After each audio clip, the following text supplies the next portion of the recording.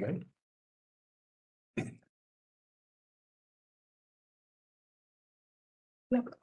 Okay. Good afternoon. My name is Raymond Skinner, and I'm chairperson of the DCHA Stabilization and Reform Board, and I call this meeting to order. This is the regular monthly meeting of the District of Columbia Housing Authority being held today, July 12th, 2023. This meeting is being held WebEx video conferencing, and the board is in person. The time is 1:03 p.m. As we do at the beginning of each meeting, I would like to ask for a moment of silence for personal reflection.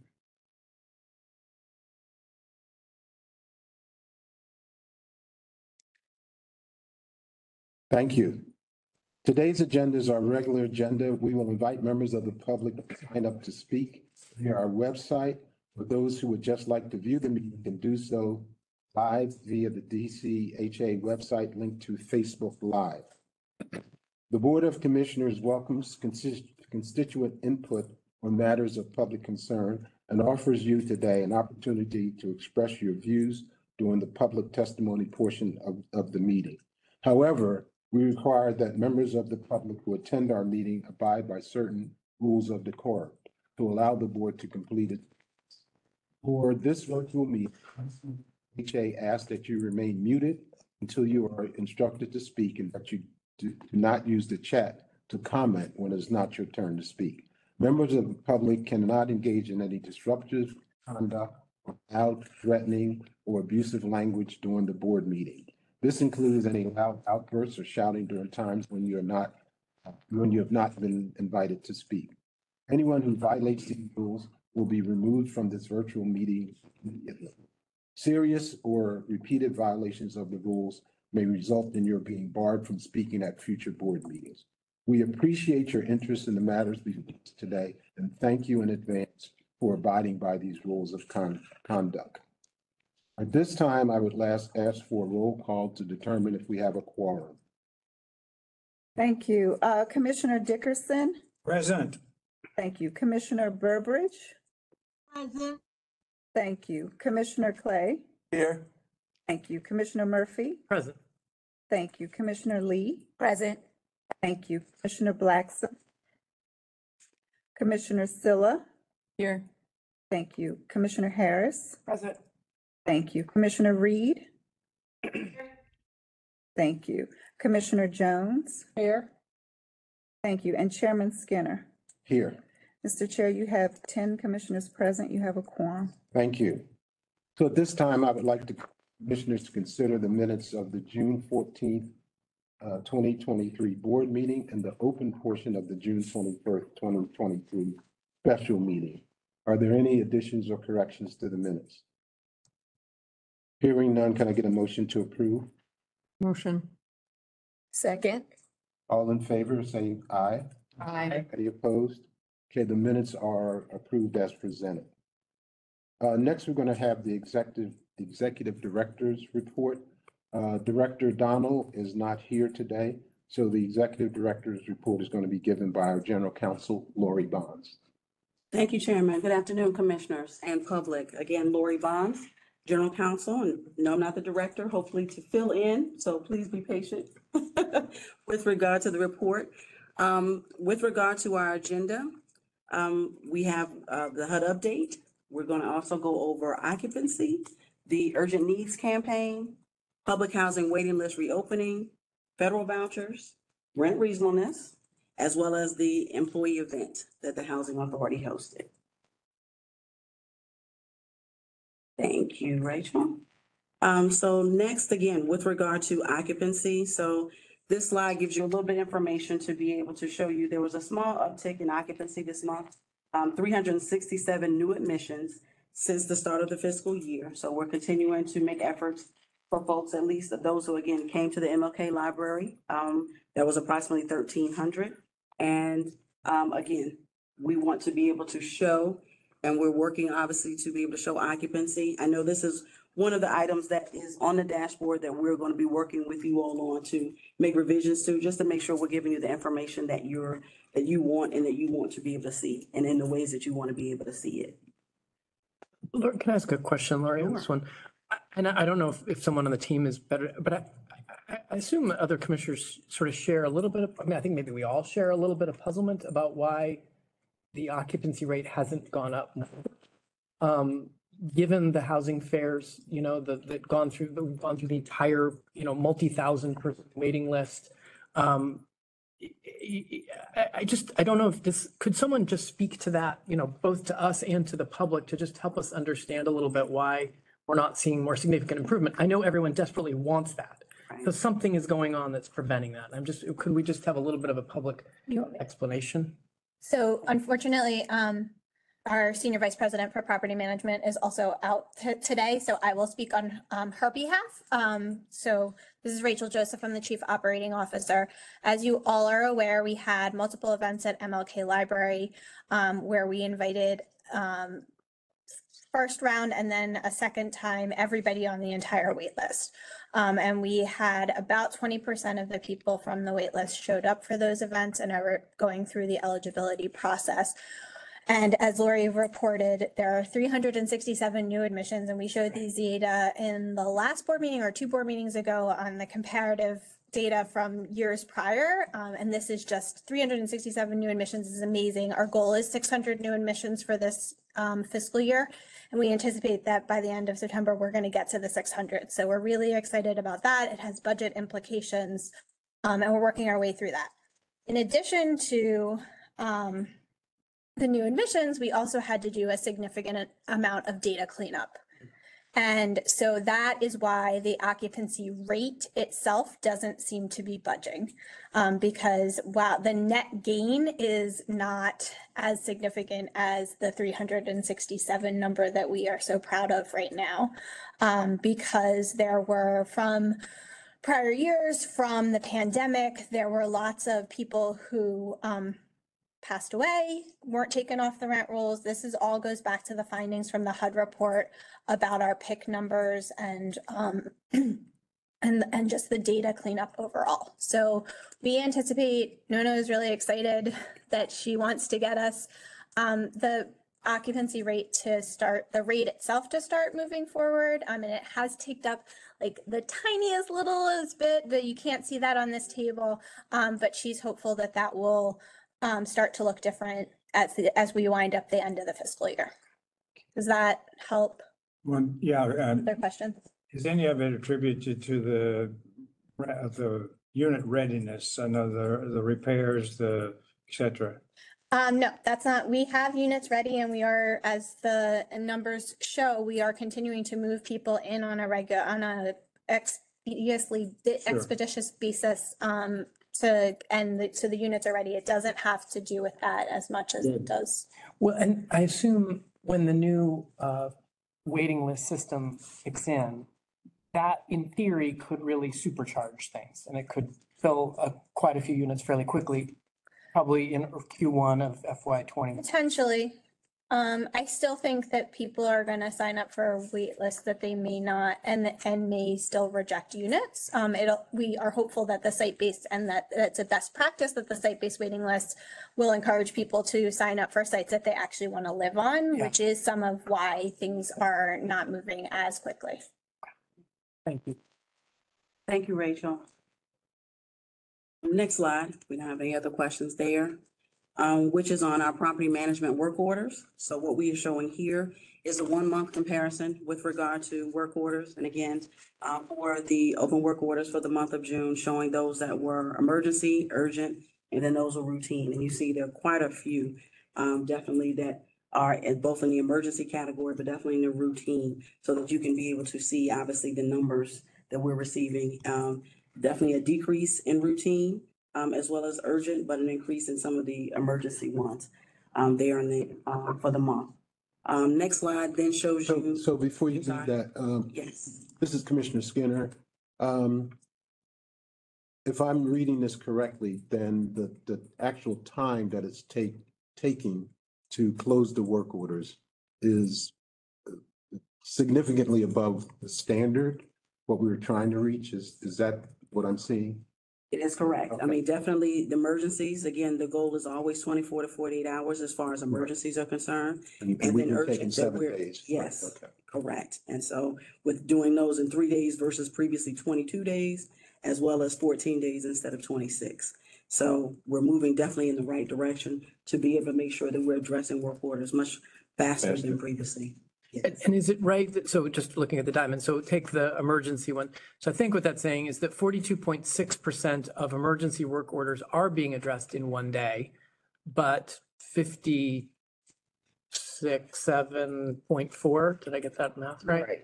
Are taking significantly longer than one day, such that it's driving the average up to 7 days. Does that sound Yes. correct? It's not like none of them are getting resolved in one day. It's just that not enough of them are getting resolved in one day. Ideally, we would want all of them. Yeah. Yes, 100%. Yeah. that is correct. That's correct. Commissioner Sella? How do we better understand what's happening with the work orders that are not being resolved within the standard timeframe? Which committee is responsible for reviewing that, and how do we support that effort? I don't think it has been brought up in committee as of yet. It is one that can be brought up in our operations committee with regard to discussion of how operations of the housing authority are going. And that is something that, as far as a report, and again, the addition and the changes to the dashboard, what information you want to be able to see going forward, and how that can be brought to that committee to be able to discuss. And again, what that looks like before it comes back to the full board. Lori, can you go follow up?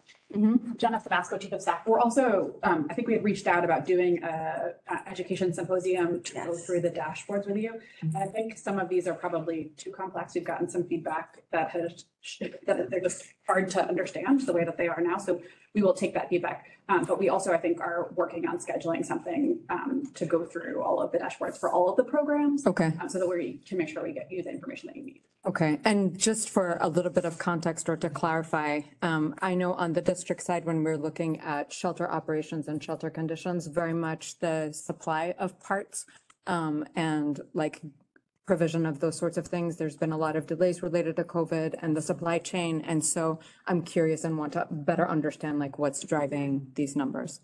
There's no question we are affected, just like everyone else, by the supply chain issues. And unfortunately, it has not improved that much more over time since, again, COVID. And you'd be surprised where parts come from in order to do some of the smaller things. So yes, we can be able to expound on that and get more information.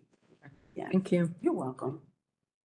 Next slide is now property management work orders and just giving you the year-to-date comparison. So again, more information that we couldn't fit all on one slide, but wanted to be able to give you information with regard to year-to-date, to be able to show you again, the numbers that we're receiving. As you can be able to see, 4,700, I guess, increase in open work orders from this time last year.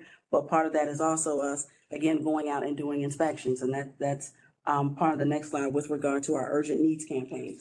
And so again, every time we go out as far as the campaign, we are actually doing inspections and we are creating work orders too. So not just work orders created by the actual residents, but we're creating them to make sure we're documenting what issues there are and what things need to be addressed. And so as you see on this slide, as of Friday, July 14th, we'll have visited every property to complete inspections, and that's all properties. Approximately 1,200 were not inspected. And again, variety of things. The resident can refuse access. They could have changed locks, which is not allowed. And so we're supposed to be able to have access to all the doors at the properties. Or we can't locate a key, so that we should have the key, can't locate the key. It could be, again, a situation too where there's infestation in the unit. And we know we need to address that before we start doing all the rest of the work, because that is more important and can affect other things. So just wanted to give you some examples of why we may not have been able to inspect those 1,200, but obviously the goal is so that we can go back and make sure we're rescheduling those and get those done as well. Thank you. Lori, you skipped over the last slide. Sorry about that, Commissioner sorry. Silva. I just wanted to note that when you look at the year-to-date comparison versus the month, there is a significant improvement in terms of the performance last month versus the year-to-date. And, you know, I want to celebrate Yes. accomplishments. Absolutely. That's a significant one. We should celebrate. Thank you for recognizing I that. think in 2 out of 3. Yeah. In the right direction. 2 out of 3 It went is in the right good to It's an celebrate. improvement, Yeah. going in the right direction. Yeah. That's the point, and Yeah. what we want Oh, to. all 3 went in the right direction. They're all going in the right. They're all, yeah, 44 versus 29 days versus 22. urgent. Well, maybe that's Year what to I'm looking at. Maybe I was looking at the percentage. Yeah, Okay. Yeah, not the month, but. it's, I fully acknowledge it's complicated. I know this.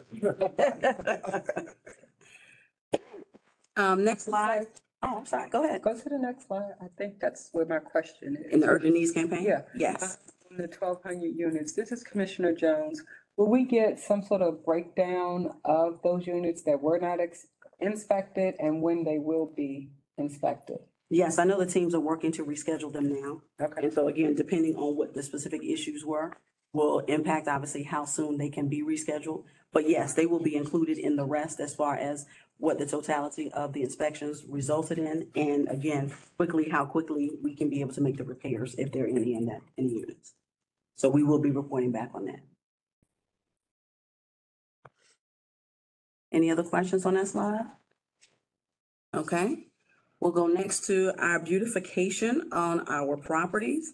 Again, our 20 large properties, we have been working to be able to make sure, again, in response to feedback and concerns that were raised by residents most definitely, and from stakeholders, that we needed to improve our curb appeal. We needed to be able to work on the quality of life for residents. And some of that starts from the outside going in. And so as a result, we have been working with our landscaping services internally as well as external services, contractors who are doing this work with us in order to be able to beautify our properties, to be able to make a difference. So wanted to be able to just give you some pictures to show you how we're, trying to make a difference and want to make it look better. Because again, you look better, you feel better. And so we're starting from the outside and we're doing the inside as well as the outside. So this is Commissioner Skinner again. I have a question. Sure. So when we talked about this before, we talked about there being some Section 3 businesses, landscaping businesses. Do you know if we've been able to use any Section 3 businesses to do part of this beautification work? To my knowledge, we have not.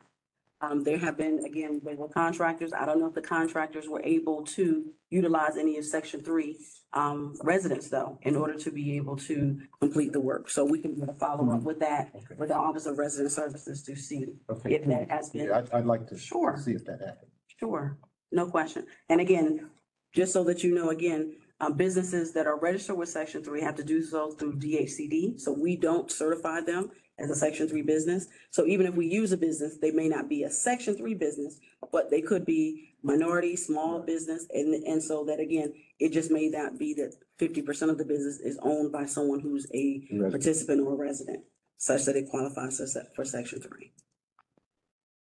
Next slide, please.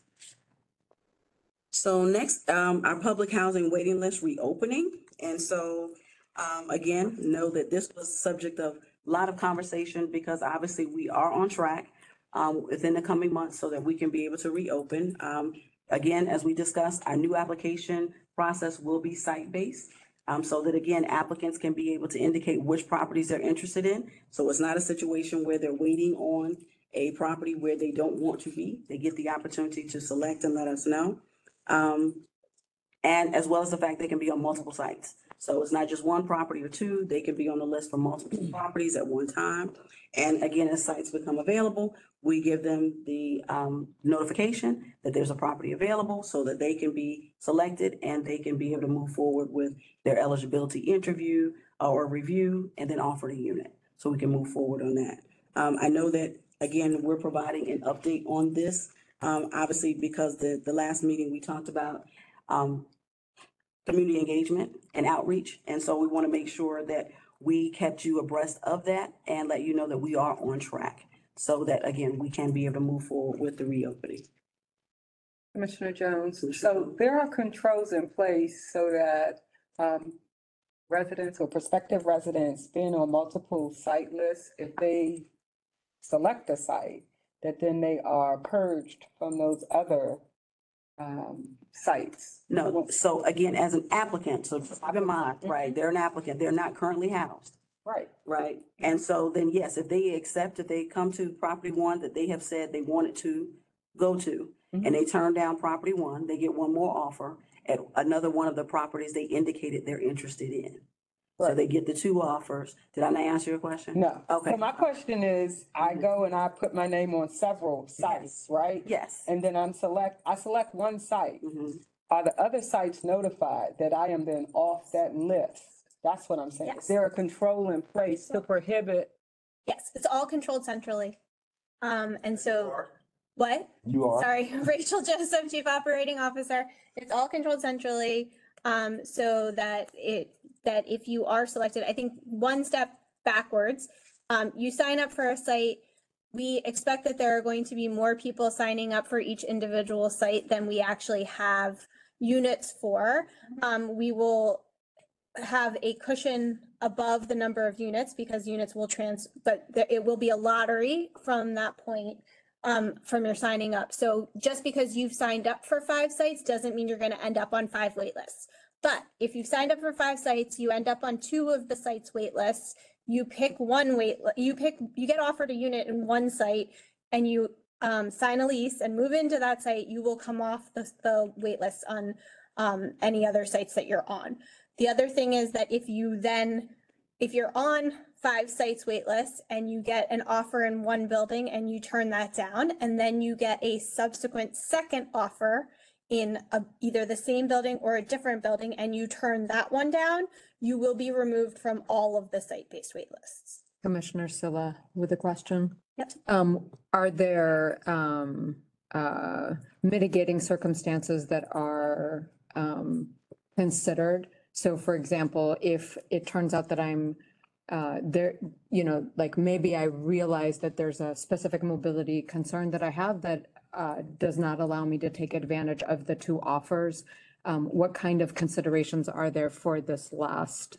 So the offers, in order to be removed, the offers have to be offers that meet your needs and consider. So if in the interim you have a mobility issue and you've brought that to our attention and we are aware of that, then if we offer you a unit that does not meet those mobility needs, that does not count as a unit off, as one of your 2 unit offers. Okay, and is there an appeals process that allows me to?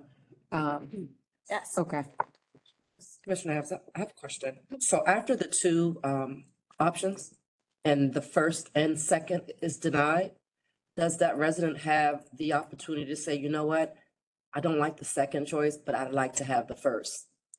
No, So basically. that one's okay. probably already been given to somebody else. So it's kind of, it's either you take the first option or there's no guarantee that the second option is going to be any better for the needs. Yes, and it's also no guarantee as to when that second offer may come. Correct. Right? So, because your second offer may be in another building, which may not have a unit that meets your needs available as quickly. And this is explained and written out clearly for the residents to make sure they're aware. Ask our Chief of Staff. I think we should go to the next slide because it actually talks about all of the. So we want to make sure that people understand Right. and can contemplate those decisions before they actually sign up. This is Commissioner Burbridge. Run through the next slide and then we can. Thank you. This is Commissioner Burbridge. I wanted to ask a question about the last slide. When you said they would be removed, are they removed for a certain period?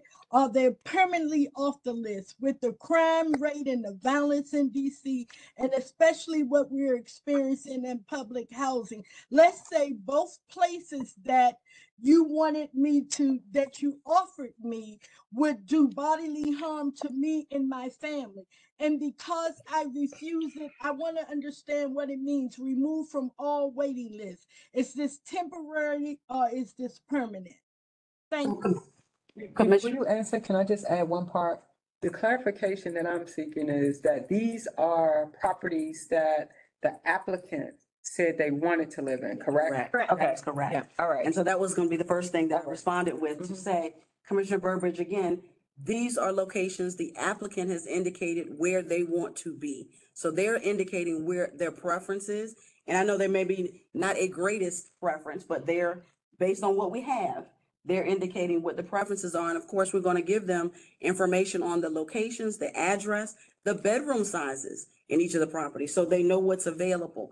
And then, yes, based on, again, HUD's requirement, they reinforced during our review that we cannot have a process where we have people inactive People, once they have, again, rejected 2-unit offers, they have to actually be removed. Then they can be able to reapply. But we can't just hold people in abeyance for periods of time, because that is how our waiting list has gotten so long and out of control, because we've had people who have waited for such a long period of time. And so in this way, we can be able to track much better, keep up with exactly what we have, how many offers have been made and provided. And so again, after that second unit offer, yes, they are removed from the waiting list. They get the opportunity to reapply as many times as they would like, to circle through and be able to offer other units, but they are actually permanently removed. One other thing that I would like to add is that we do anticipate that the site-based waiting list will open on anything that would be more frequent than the 10 years that it's been since our current wait list was open, but that it will, because we'll be moving people in and units will be turning more frequently, that sites will open on a more frequent basis. So somebody who was removed because they did not choose one of the 2 offers would then have the opportunity to apply for a new site when the new site opens. So they're not, Commissioner Burbridge, they're not permanently banned from entering the wait list lottery at a future date. Thank you for the clarity. I appreciate it. You're welcome. Any other questions on this slide? And I know the next slide, that we already looked at as far as the stakeholder outreach that Jenna Savasco referenced, obviously is talking about the outreach that we know that we are doing and we need to do to make sure that folks are aware, to your point, Commissioner Harris, that of what's available, how the process will work, and making sure that, again, we're going through partner meetings with, again, our district partners so that other agencies are aware and understand, so they can be able to tell, again, some of our mutual clients how the process will work. Obviously, public notices, notices directly, obviously, to our clients, the applicants, virtual training sessions, as well as, again, we're referencing our call center application systems so that we have different ways that we can be able to do outreach. Commissioner Jones, Yes. how long is the outreach period before the actual process opens? Jenna Savasco, Chief of Staff. So our plan is to notify folks of the date about a month in advance. We are starting next week doing stakeholder engagement with our government partners, where we're going to sit down with with the folks that serve our harder to reach populations and say, for example, for our Department of Human Services and our Interagency Council on Homelessness, how can you work with us to make sure that we're reaching every single one of the people that you want to reach? So we're going to start with that process. That will be before the 30 days starts. When the 30 days starts, we'll have a public notice. We'll distribute all of the public facing materials, the flyers, the videos, the FAQs, and then we will do virtual training sessions with anyone who thinks that they might want to help someone sign up for the waiting list. And then we will open, we will have additional notices and PR around the opening, and additional notices and PR during the opening. And then again, at the closure, we'll notify people. We'll also have a call center operating during the period that the waiting list is open, so that if you don't have a case manager or person that you can rely on to help you sign up, they can call the call center and someone can help you there. This is Commissioner Silla. I just want to emphasize that the Interagency Council on Homelessness is integrating updates from the DC Housing Authority across all of our committee and work group members so that our network of providers,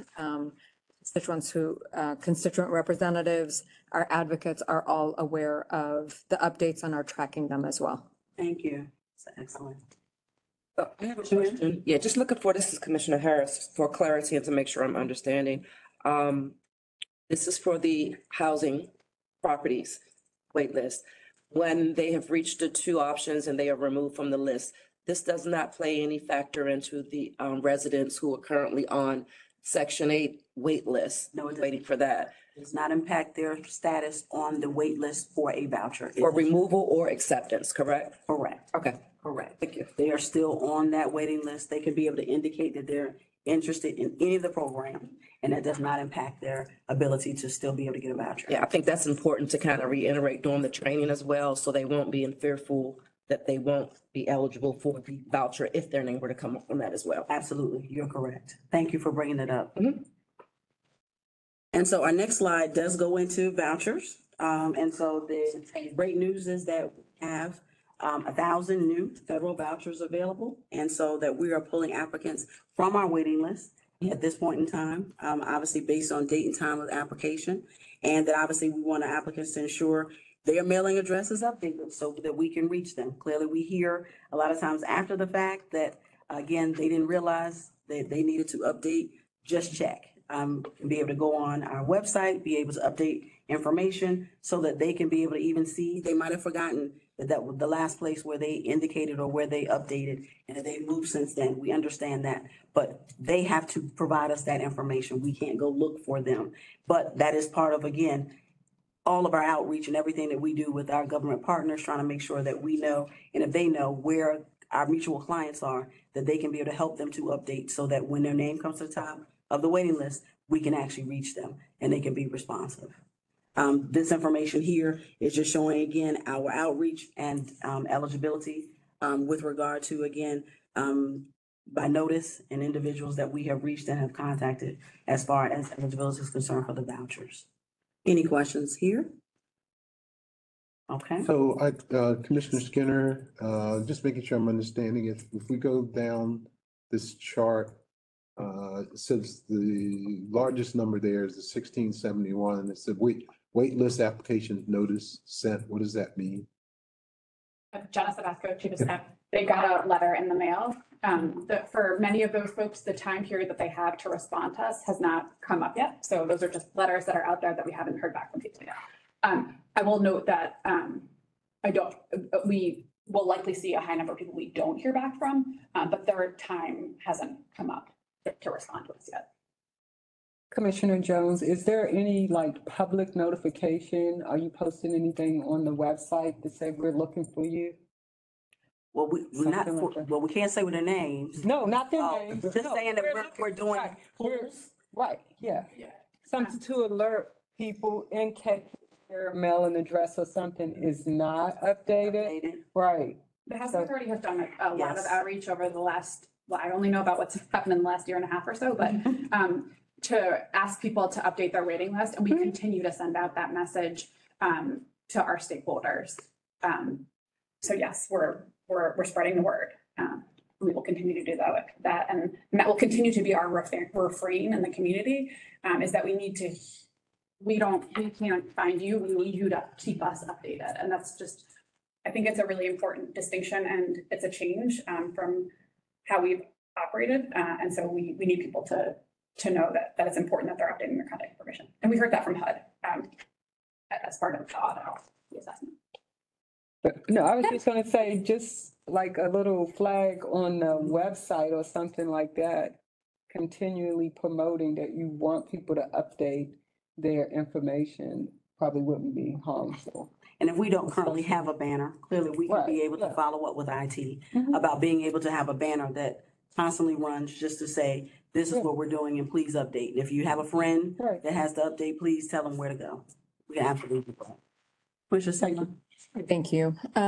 How much time do people have? I didn't realize we had reached the point where a second final notice had been mailed. So I'm curious. Sorry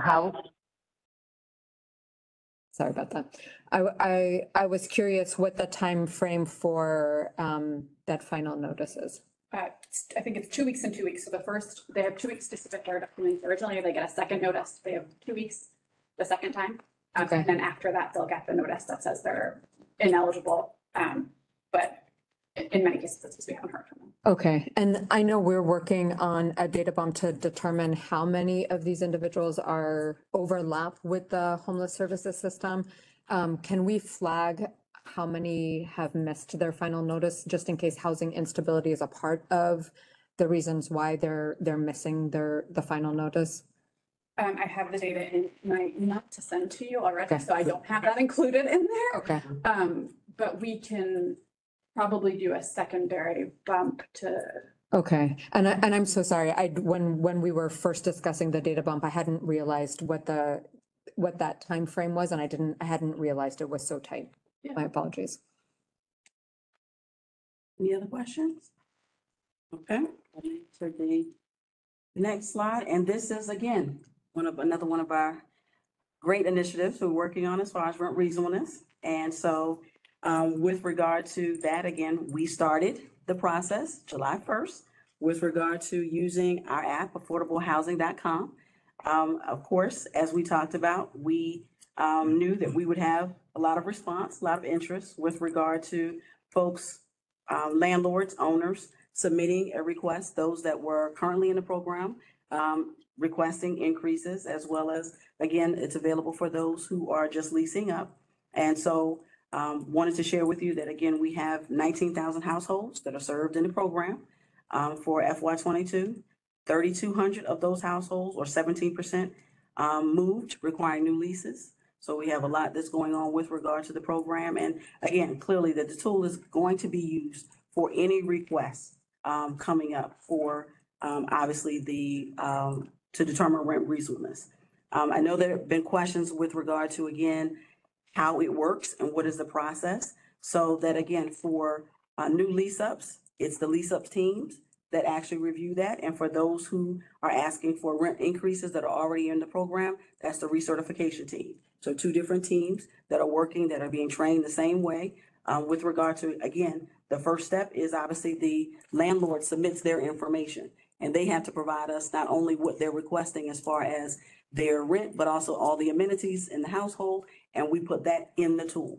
The tool then goes through, they're trying to do, again, as close as possible to the proximity of the actual unit, but they go out, I believe it's about 0.25 miles, so that they can be able to see what units are in the area, in the vicinity, that have the same amenities, that are as close to that unit as possible, in order to be able to give comparable rents. And based on that, that is what the determination is based on, to determine what's reasonable as far as the rent is concerned.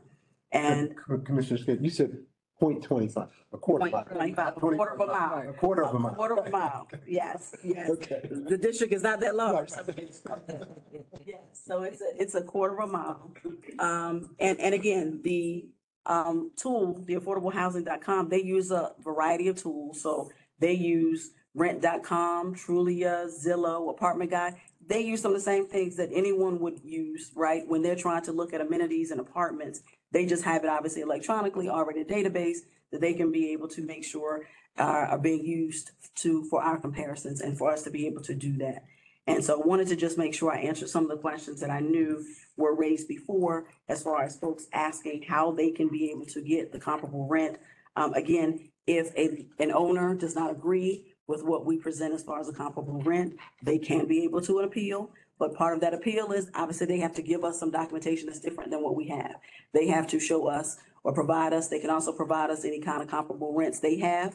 We'd obviously put them in the system and see if they're close enough, if there are any issues with the amenities, any differences, again, in what we talked about, what year they were built. So many different factors obviously affect what the reasonable rent could be. But that is all part of the process, and wanted to make sure we did share with you, obviously, that there is a process and an appeal process if necessary.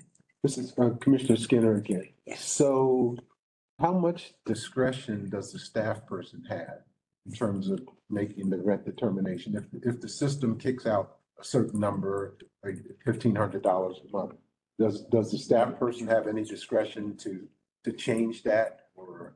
No, so the staff person doesn't have discretion because they're using the tool. Right. And so as long as they're putting all the information in that the owner has provided us with regard to the actual unit, that is the information that we're supposed to be using, and that's how they're being trained to use.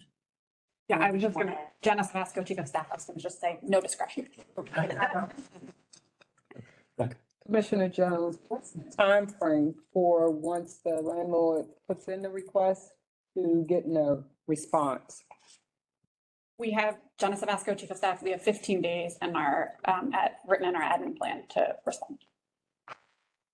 And with the numbers that we have received, we know that we will be pushed for that, because I believe we've received over 300, 400 requests at this time already since July 1st, for current owners to have us review and put in the tool and use the tool to see what their rents would be and determine whether it's reasonable. And again, it could also lower, right?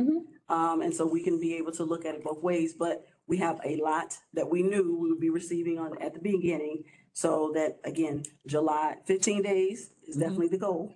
And once we probably get further in and we'll be closer to that, I mean, I would say don't be surprised if it means that it ends up being pushed out a little bit more, just in case owners, again, are nervous about the fact that 15 days have passed. Clearly, we will do communication and make sure and keep them updated with regards to the process.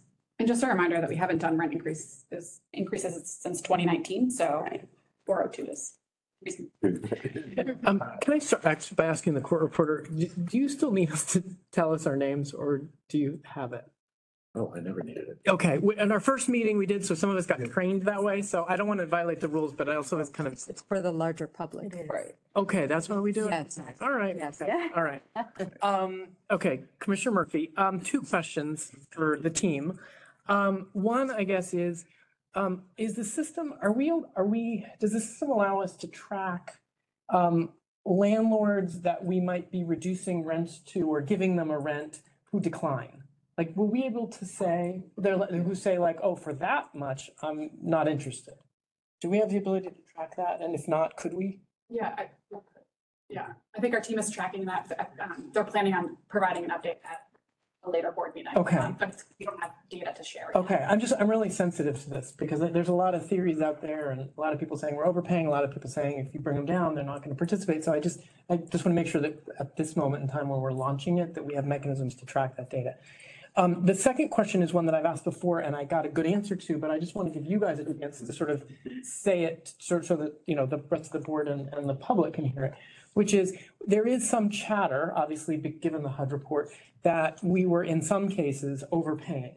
And so I know that one of the responses to how do we bring those rents in line is that when landlords come to ask for increases, that's an opportunity to say, okay, actually, not only do you not get an increase, but we've been overpaying you, and so we got to bring it down.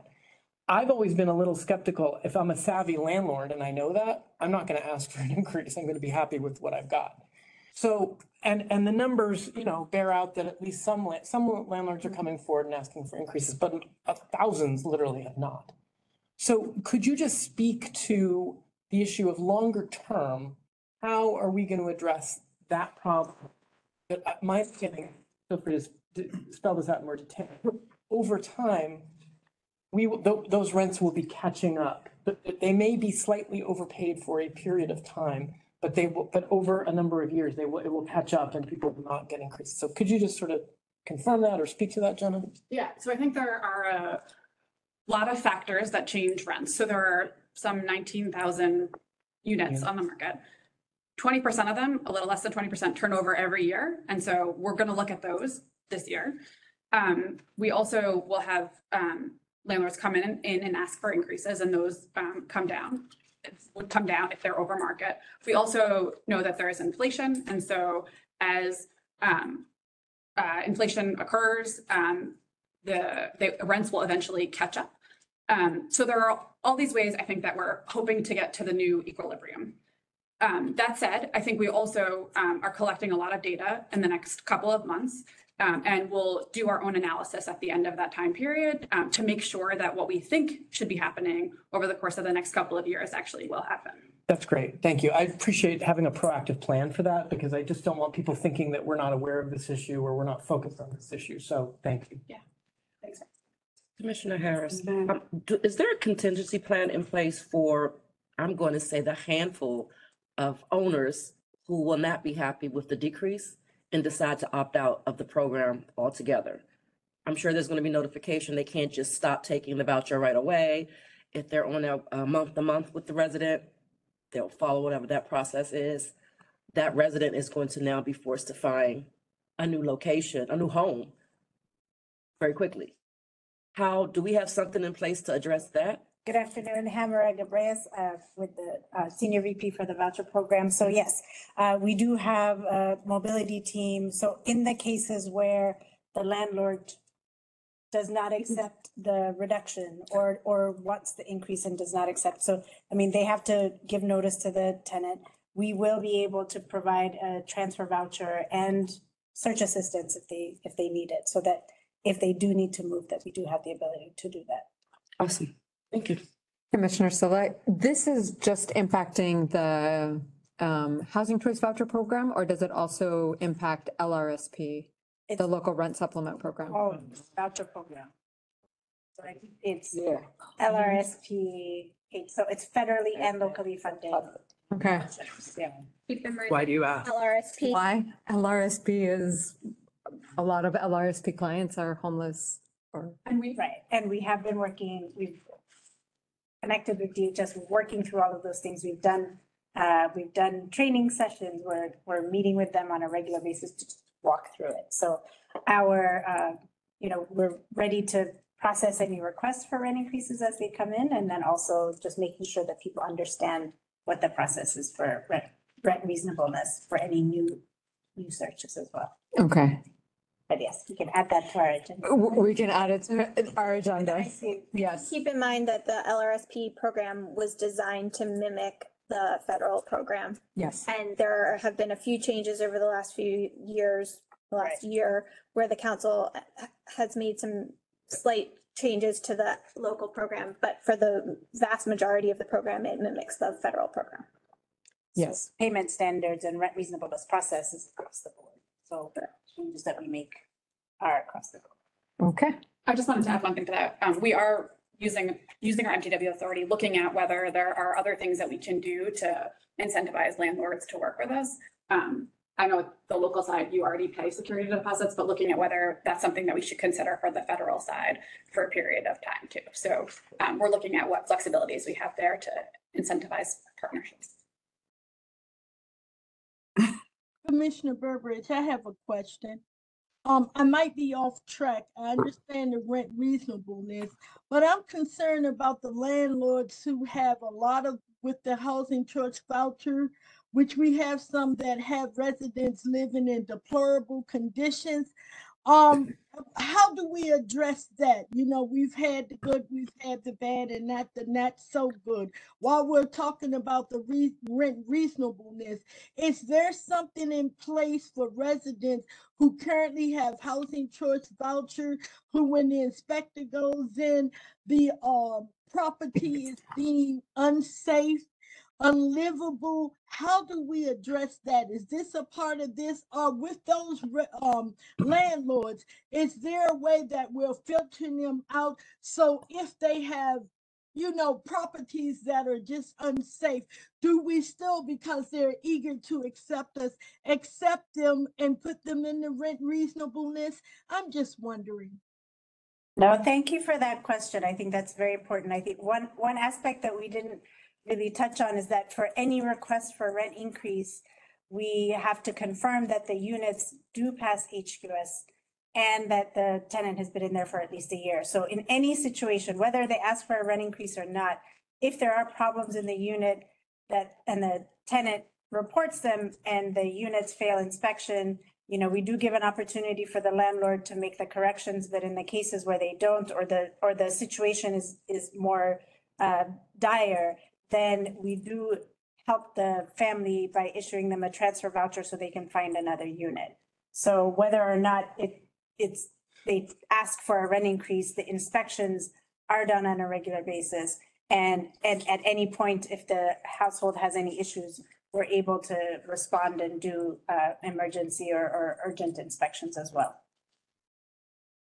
As Commissioner Dickerson, when a landlord is bad, and do you participate in taking him to court or her? No court, because Right. that's So as a another landlord remedy, for housing violations. So I'm just asking. The housing authority is not a party to the lease. That's between the landlord and the tenant. So for us, it's if they violate the housing assistance contract, then we would terminate the assistance. So that's the action that we can take. Just one of, we have the ability, and we'll look at whether or not we can debar landlords to prevent them from partnering with us when they are consistently bad actors. Right. But in all cases, we have to pass HQS before a person moves in, and we have to. Keep inspecting. Right. I understand. I'm just wondering if get involved in. So that's a good answer. Thank you. But to your point, Commissioner Dickinson, no, we're not involved in the landlord-tenant practice with them because, again, as part of the triangle, we're at the top, we're providing, obviously, the client, working with the client in this way, and then on the other side, the subsidy to the landlord. But we're not in the actual lease to be able to take the Gotcha. landlord or to the tenant. Gotcha. Yes, Thank you. you're welcome. All right, our last slide. This has been very good conversation. Hopefully it was informative and helpful. But this is just to be able to show that we did have a DCHA all-staff event that occurred last month on June 15th. Just give you some pictures because we did have a fun photo booth so that we could be able to take pictures to remember, again, with us being in hybrid environment, but the last couple of years, obviously, us being in and out, it's good to be able to, again, connect with all of the staff. We have nearly 800, and clearly we're not seeing folks on a regular basis. And so it's always good for us to connect, helps definitely with morale. And again, for us as staff to be able to get engaged and just want to share that picture of the tug of war. It reflects that our executive leadership team was successful a couple times. And winning in tug of war, just as long as you don't think we're really competitive, because we are. But that's it. That concludes the executive director's report. Commissioner Skinner again. Yes. So I was not aware of this event. I don't know if the other board members were. But when we do things like this, I think if you can let the board members know, some of us might want to participate. I mean, I know we're not staff, but I think it's an opportunity for us as board members to interact with and maybe get to know some of the staff. And you're correct. Historically, it has not been that the board has been invited. And historically, doesn't mean that can't change, but it had just been an opportunity for staff to be able to relax and be themselves. And they may feel like they have to be on, their best behavior. And, their bosses be there walking around. And so when we have dance competitions, they may not want to participate. And so again, yes, we can be able to look at that and obviously talk about engaging to make sure that you all do have the opportunity to engage with staff. Absolutely. Right. Thank you. Thank you. Thank you. Very good. Thank you, Lori. I think you did a really good job pinch hitting for the director. There's clearly a lot of stuff going on within the agency and a lot of good things going on, and we hope to continue that process. So the next item on the agenda is resident testimony. And so a couple of months ago, we sort of changed how we were doing the testimony, and we divided it up into having folks sign up to testify on the resolutions and separately sign up to make general comments. And we've talked about this before because we have so many people signing up to provide testimony. I'm trying to look at ways to speed things up and also not have people to have to wait so long before they can testify. So what we're going to do beginning in September is really just consolidate the testimony. So that means you can only sign up once and provide testimony one time, and you can comment on the resolutions or any other issue that you would like to comment on, but you would have 3 minutes, 1 3-minute time frame to say whatever you have to say. So I think I would encourage you to, write out your testimony. You'd actually submit your written testimony or write it out or have bullets so that you can get through it quickly and succinctly and to the point. And then we can continue to have people move along and get the most people in so they can provide testimony. So having said that, beginning today, we're still doing it the other way. So we're going to start with the resident testimony. And I'm going to ask Alethea to call the names for that. Thank you, Mr. Chairman. The first name I have is Rachel Ellison for resident testimony. Ms. Ellison, are you there? You have 3 minutes. Yes, I am here and I'm ready.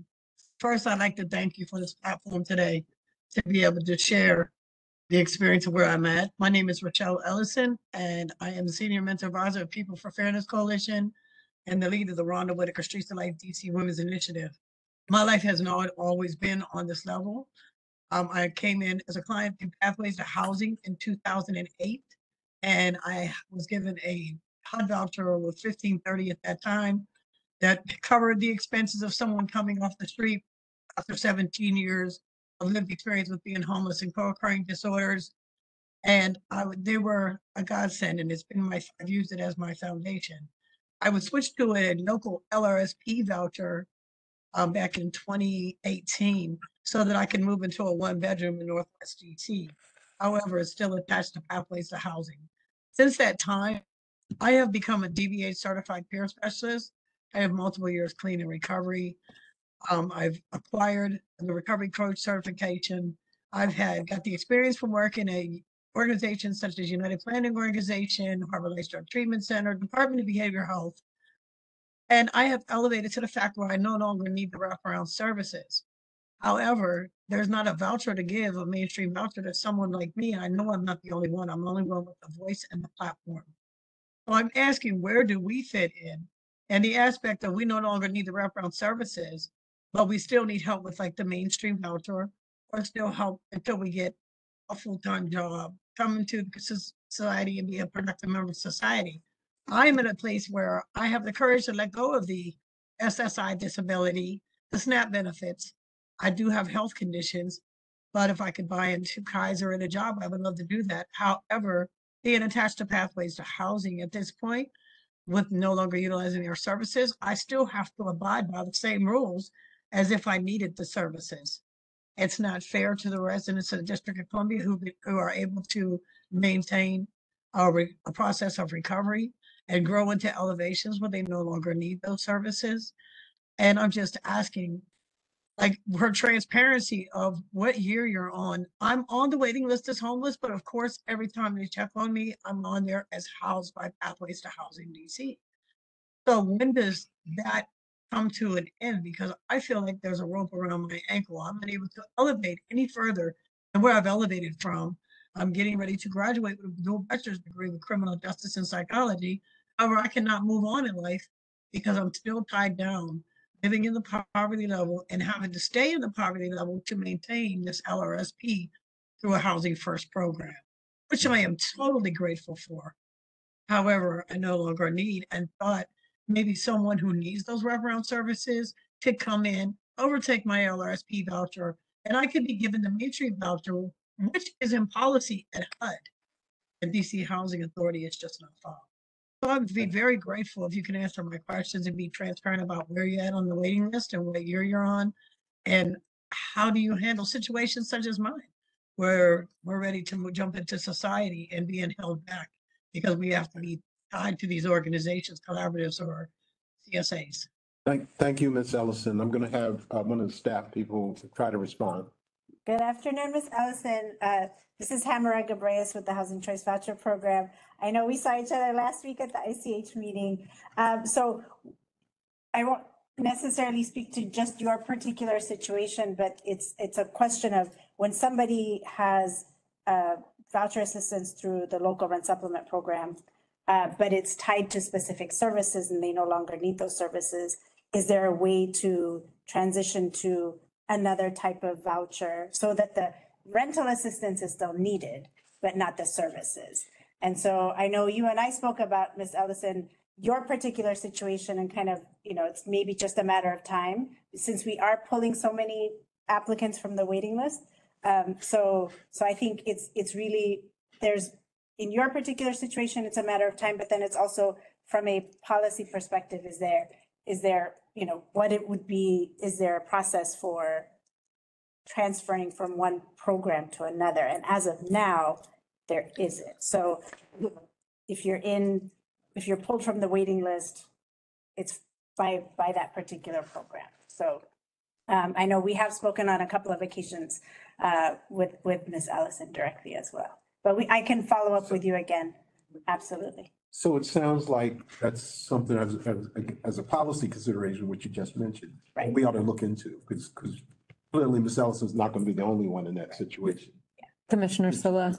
Yeah, the previous strategic plan for ending and preventing homelessness did speak to pursuing a strategy, a move-on strategy for clients in a similar situation.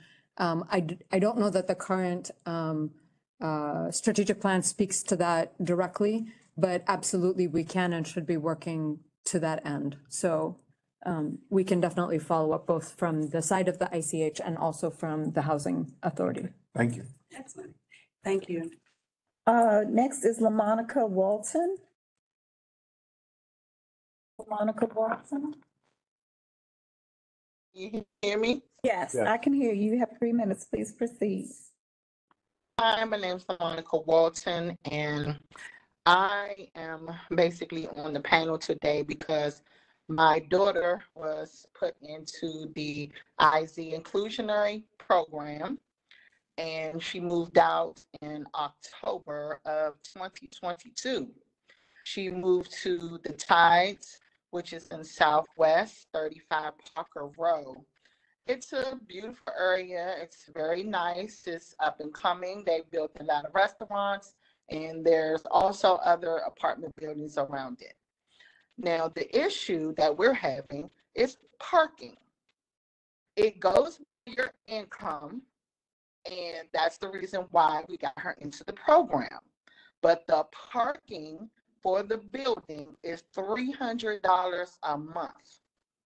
The problem is, if you are on a subsidized income or half or 30% or whatever that may be, how are you going to be able to afford to pay $300 a month for parking without being able to pay your other things? Because living with the IC, you have to pay rent. They have these other utilities that are separate, which is water, sewer, and trash, and electricity. Then you had to pay an amenity fee, which I believe is 1 year, and that was like maybe $300 to $500. So I don't know if you have to pay an amenity fee every year. But the issue is, for me, the biggest one out of all of that is the parking. We accumulated more parking tickets trying to find somewhere to park in the neighborhood because we could not afford to pay $300 a month for a parking spot in the garage. So at this point, I'm just trying to find out, how can it be a situation resolved where maybe she can pay half, which is 50% of that 300, to get her a parking space, so that she won't have to pay the accumulation of almost $2,000 in parking tickets. The area is owned by the wharf, and since maybe a couple of months ago, they have taken whatever parking spaces that are outside and given them to the tour buses.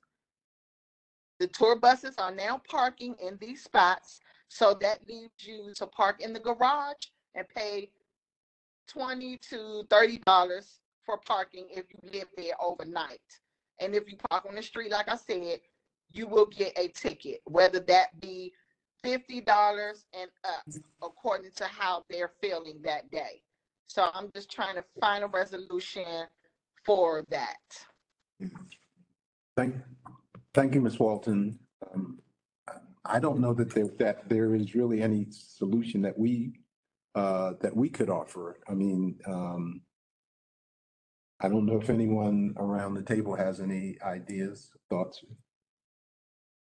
No, I mean, this Lori Bonds, obviously, that is a difficult situation because parking is hard everywhere. And obviously, even though, as you said, the housing is affordable based on her income, obviously the parking is not. And so I don't know if your daughter has attempted to work with the landlord to try to be able to enter into a deal to be able to get some parking that may be at a lower rate than the $300 a month. Unfortunately, we can't intervene in that. We don't have the ability to do that because it's not our property. But the parking is not something that comes with the housing. So that would be the only recommendation I would have with regard to that, is trying to work with the landlord with regard to, again, some arrangement with regard to the garage parking.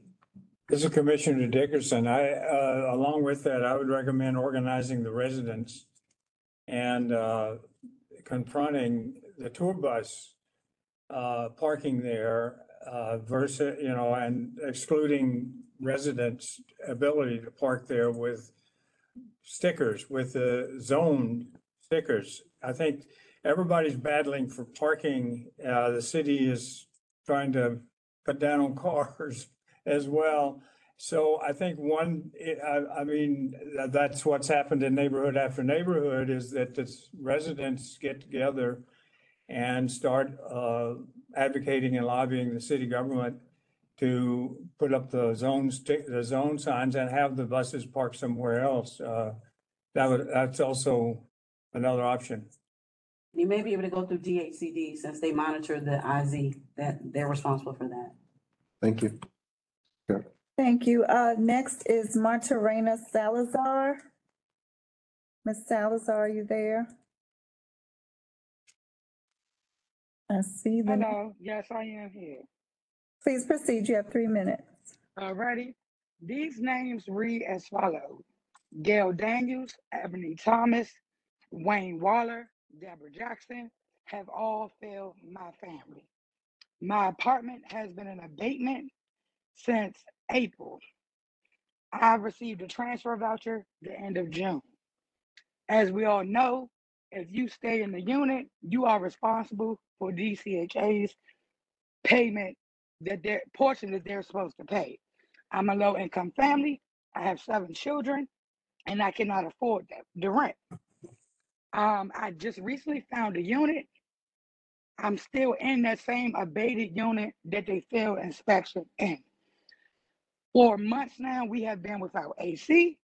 Again, I have an asthmatic child. I'm an asthmatic. I have reached out, sent multiple emails, and have even sent every paperwork that they've sent me to sign right back to them within a matter of minutes. They forgot about me and my family. Now with the abatement process, if housing has paid your security deposit before, with a local voucher, you only get every 2 years, I believe it is, for them to pay your rent. I mean, your security deposit, I'm sorry.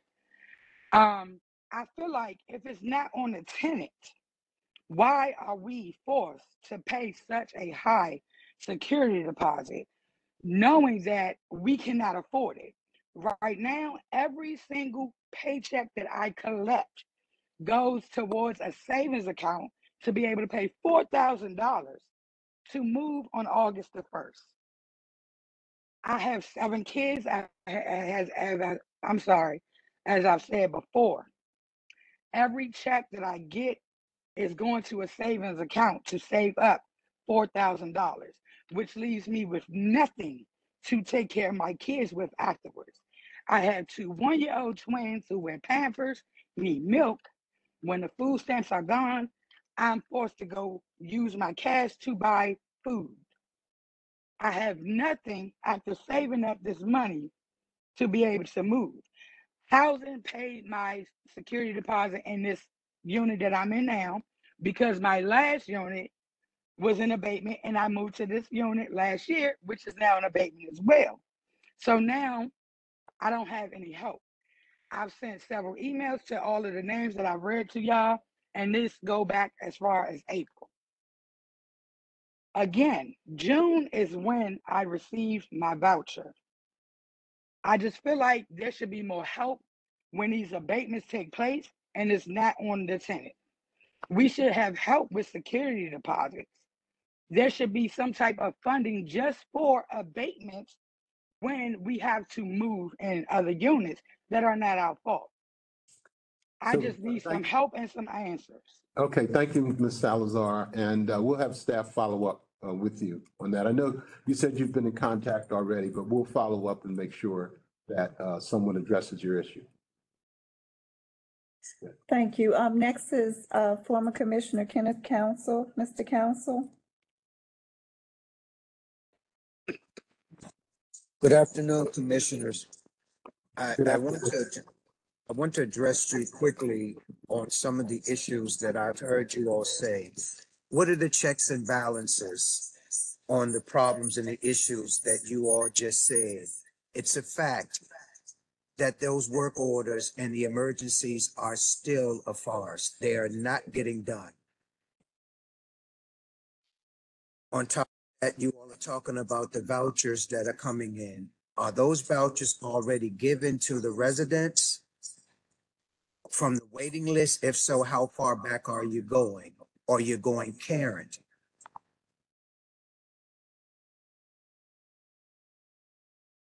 Some of the issues that you all have said, as you all know, I used to be a commissioner there. I'm still getting phone calls, and I try to circumvent them back to who should have them and what department.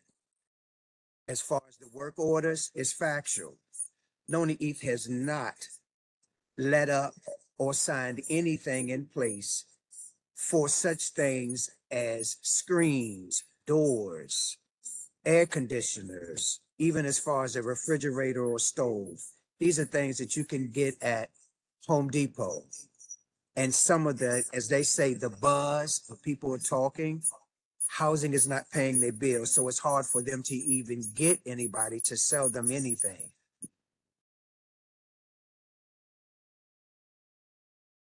Excuse me a minute, I'm looking at my notes.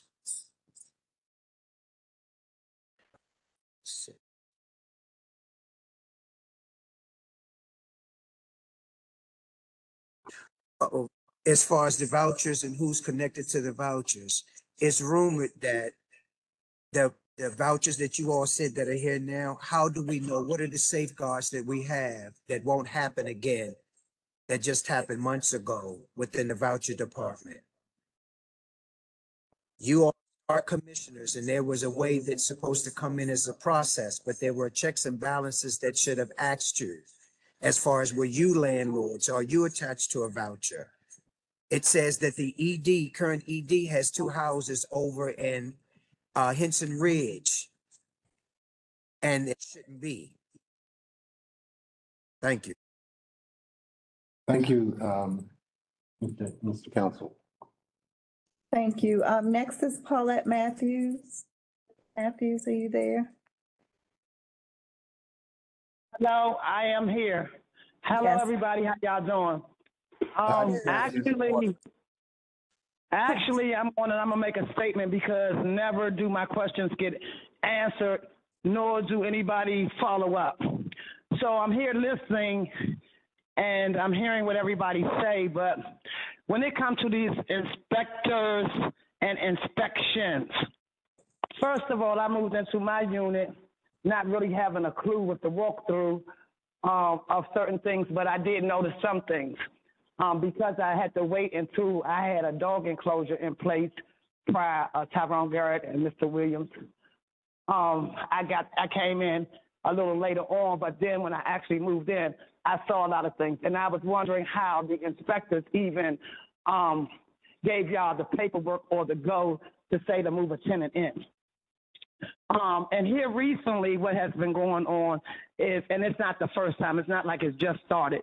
They send contractors out. I don't know if it's a thing of where y'all bidding or whatever to be able to find people to come into the unit, but it'd be an inconvenience sometimes, but they got to come in and, you know, you point out your hairline cracks or whatever that you have already reported, but still DCHA hasn't handled. So now you have to wait for these contractors to come in to repeat the same thing that the housing authority staff office already knows about, but still haven't done. So my question right now is, with y'all having all these contracts with all these different people, having them to come in and out of the homes to do repairs, and they don't get done, now that we just recently had one, does anybody have a clue of when they will start coming in and correcting the problem? Because this one side across from me, all the floors need to be pulled out. They're caving in. What that looks like to the people who's going to have to move. How are y'all going to assist them? Because this was not nothing done on their own. Just like with the parking issue and stuff, y'all want to go in third party with people and stuff and then tell the residents, oh, well, y'all need to get together and do this X, Y, Z, Z, Y, X. But when you already know their financial status, why are y'all partnering with people where it's going to be a headache? So you can just say, oh, well, we did this portion, but, you know, it's under another umbrella and we can't do this, that, and the third while you continue to stress us out, because I'm still having problems with my fence situation. And it's behooving to me how it's been some people who have been going to work ever since COVID. And a lady called me today and asked me, did I get an email? Well, when I was working, I didn't revolve around emails. Before COVID and then more so after COVID, that's y'all paper trail. That's how y'all do it. But that's not how everyday people do it. And some seniors, they don't do it that way. So she brought it to my attention that they had sent me an email on the 7th. So I'm looking at it. So can you check it to make sure? So I'm looking at it. So I'm reading the questions. Now they want me to download this and then be able to do this. And in order to give me a hearing date, I have to send that survey back in. And I'm still trying to figure out why everybody ain't at work. I'm still trying to figure out why y'all haven't came to the position where as though y'all go around to these different properties, because you hear the same voices on this phone line all the time, just like I was in meetings all the time, every time y'all had one. We are actually the voices of them, because our problems are definitely their problems, but some of these problems that y'all have that y'all are really aware that you had, because it's been the history of DCHA, y'all have not done nothing about it. Y'all put people on merry-go-round rides and you're never letting them off the ticket. And then when you have these meetings, you say somebody's going to get back with you, somebody's going to do this, that, and the third. Oh, we don't know. Oh, well, it's no longer our concern, because we only have a little small portion to do, and the rest relies on the district government, federal government, and all that, but we're still out here stressing. So thank you, Ms. Matthews. Thank you, Ms. Matthews. Next is Patricia Bishop. Ms. Bishop, are you on the line? Yes, I am. Good afternoon, everyone. Hi, Ms. Bishop. Hi. I will first speak to Greenlee. I would really like to know, when will the lobby floors and the first floor be completed by these contractors? Because walking in or leaving the building, it's a horrible look to have some gray substance or light brown substance on the floor with a tarred shoe print of someone who entered the building. Y'all have these contractors, quite sure you know and aware of which one, but that's horrible to enter into the front building for anyone to see that type of work being left undone, looking despicable.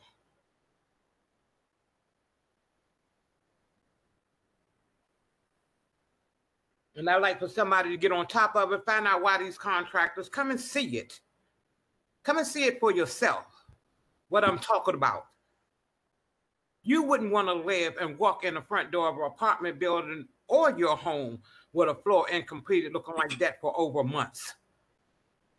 Second thing, quality of life for residents to live without mice and rats inside and outside of all DC housing priorities should be more.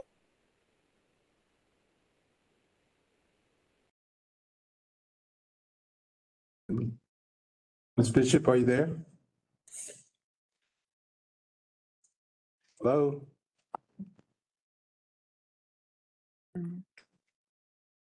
Okay, we can come back to Ms. Bishop. Let's move to the next person. Next is Ms. Shantae High. Ms. High, are you on the line? Yes, ma'am. Thank you for having me today. Excuse me, Jeremiah chapter 29, verse 11. For I know the plans I have for you, declares the Lord, plans for welfare and not for evil, to give you a future and a hope. Good afternoon. Good afternoon to everyone present. I'm Ms. Shantae High, President of the Council at Park Morton. I'm here to discuss the fact that DCHA is unorganized, unresponsive, and careless, at least to those who do not worship them and give them exclamative praises. DCHA is exacerbating the homelessness crisis in the district with its practices of removing people from the waiting list simply because they choose to want to live somewhere safe, somewhere clean, and truly deeply affordable. I say this because I have had both public housing and HCVP voucher residents, as well as people from other wards, calling me to assist them with their DCHA issues. I'm willing to do this work. However, I must be compensated, issued the tools, assigned the staff to assist, an office to work from, and the full support of this star board. I recently received a packet from DCHA stating that my name has come up to the top of the voucher list after 23 years. As many of you are aware, hundreds of Park Morton residents have already received their vouchers, even if they didn't want to leave Park Morton. I called to address the matter with DCHA. I was told I'd get a return call in 24 to 48 business hours. It has been 120 plus hours, not including the weekend. DCHA needs better practices, or I will start referring everyone who comes to me to a lawyer, including procuring one myself. This makes no sense. It's like the HUD investigation threw y'all off so much that you just can't get right. We need better leadership in DCHA, a board that thinks of the people and not of themselves, and a team of DCHA workers who actually care. Month after month, people come here to express their concerns, and DCHA always says, we'll follow up with you, and truly never does. We have found that it's all for show until people finally get fed up, and DCHA will have a real problem on their hands. And lastly, because I got 18 seconds, lastly, support the Park Morton Equity Plan. It's the way to get families truly self-sufficient. I miss President Shante. Hi, and I'm out. Thank you very much. Thank you, Ms. High. Thank you. Next is Ms. Jennifer Scott. Is Ms. Jennifer Scott on the line? Scott? Okay, I'll continue. Ms. Colleen Edwards. Colleen Edwards. I'll continue. Chorus Lowry. Chorus Lowry.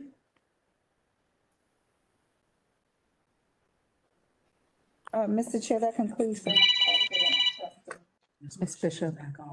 Oh, it's Ms. Bishop back on?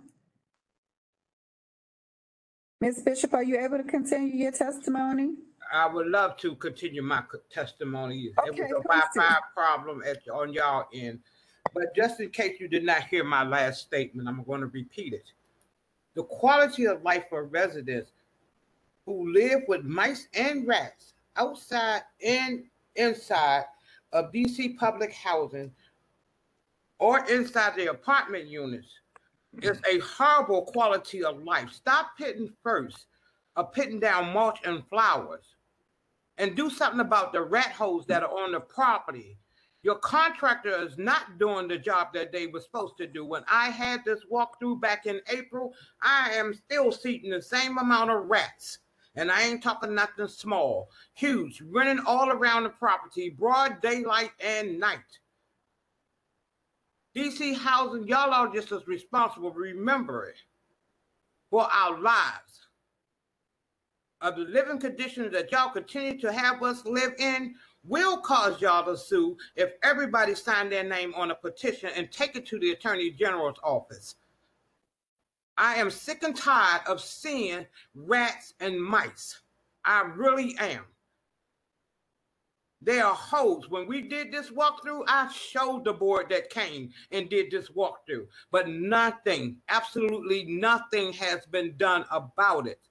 I'm talking April. I asked for y'all to come back in June, but you didn't. Once again, it's July.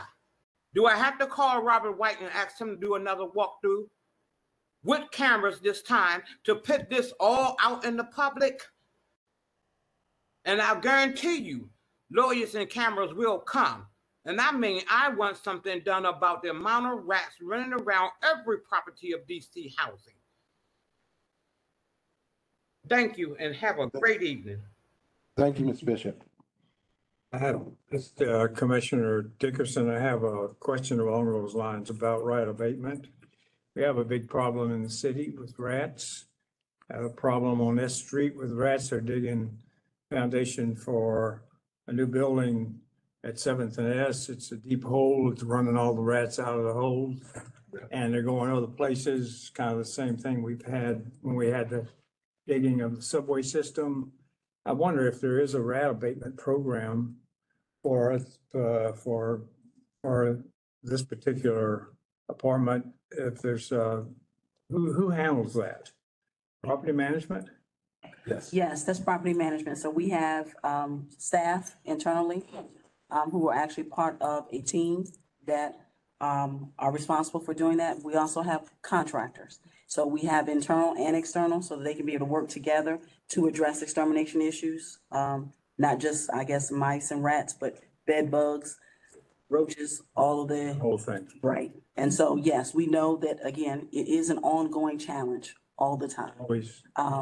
in the city with regard to, again, not only trying to make sure that we're taking care of the inside, but obviously the outside. And part of the inspection work that I know the PMO is doing is also to be able to check holes on the exterior, make sure that there are not entrances, ways that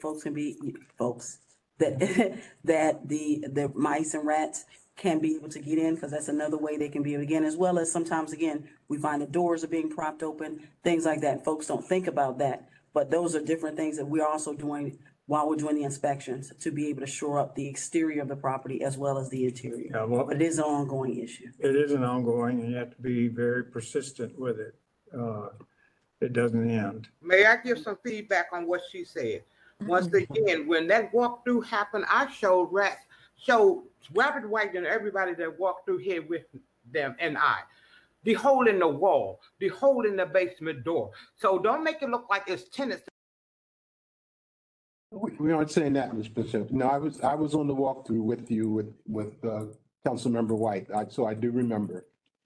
And again, as Ms. Bond said, we have staff and contractors who are working, but it's a continuing problem, and we're continuing to work on it, and we'll work with you to, when you point out things, we'll have people to come out and do the abatement, but it's a continuing problem. There's no question about it. Chairman, can I add two things? One is that we are in the budget that we will be bringing to you for fiscal '24, including some increases in our pest control budget. So that will also be able to help with some of this. And then to Ms. Bishop's question about the floors at Greenleaf and the dust and when the contractor will be done, my understanding is that the work will be completed by next Tuesday. And when it's completed, we will ensure that everything is cleaned up and that the dust is remediated. And so hopefully next week, Ms. Bishop, we should be able to see a difference in the lobby at the building. Thank you. We're gonna move on. The next on our agenda is resolutions. We have 3 resolutions to come before the board today. And I'm gonna take these out of order. I'm gonna start with resolution 2335, which is a submission of an application to HUD for the demolition of units at Garfield Terrace. And I don't know if Commissioner Murphy, this is part of your committee. I don't know if you're going to. It was part of our capital projects committee, and I'm certainly prepared to recommend or to speak to it. I don't know if John or Andre were planning on going.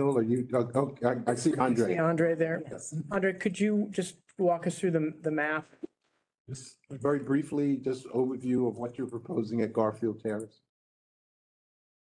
Sure. I'm gonna ask one of our staff members, Broderick Spencer, to bring up the map so that we can walk you through it.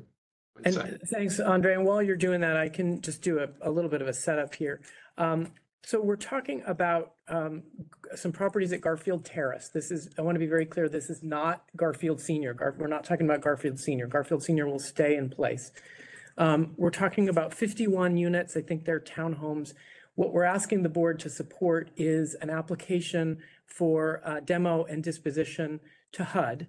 And by the way, of the 51 units, I think there are only 8 or 9 families still living there because there are serious health and safety concerns. There are very serious structural concerns about the property. It apparently was built on landfill and it's not holding up well. So most of the families have been moved out already. The remaining will continue to be moved out.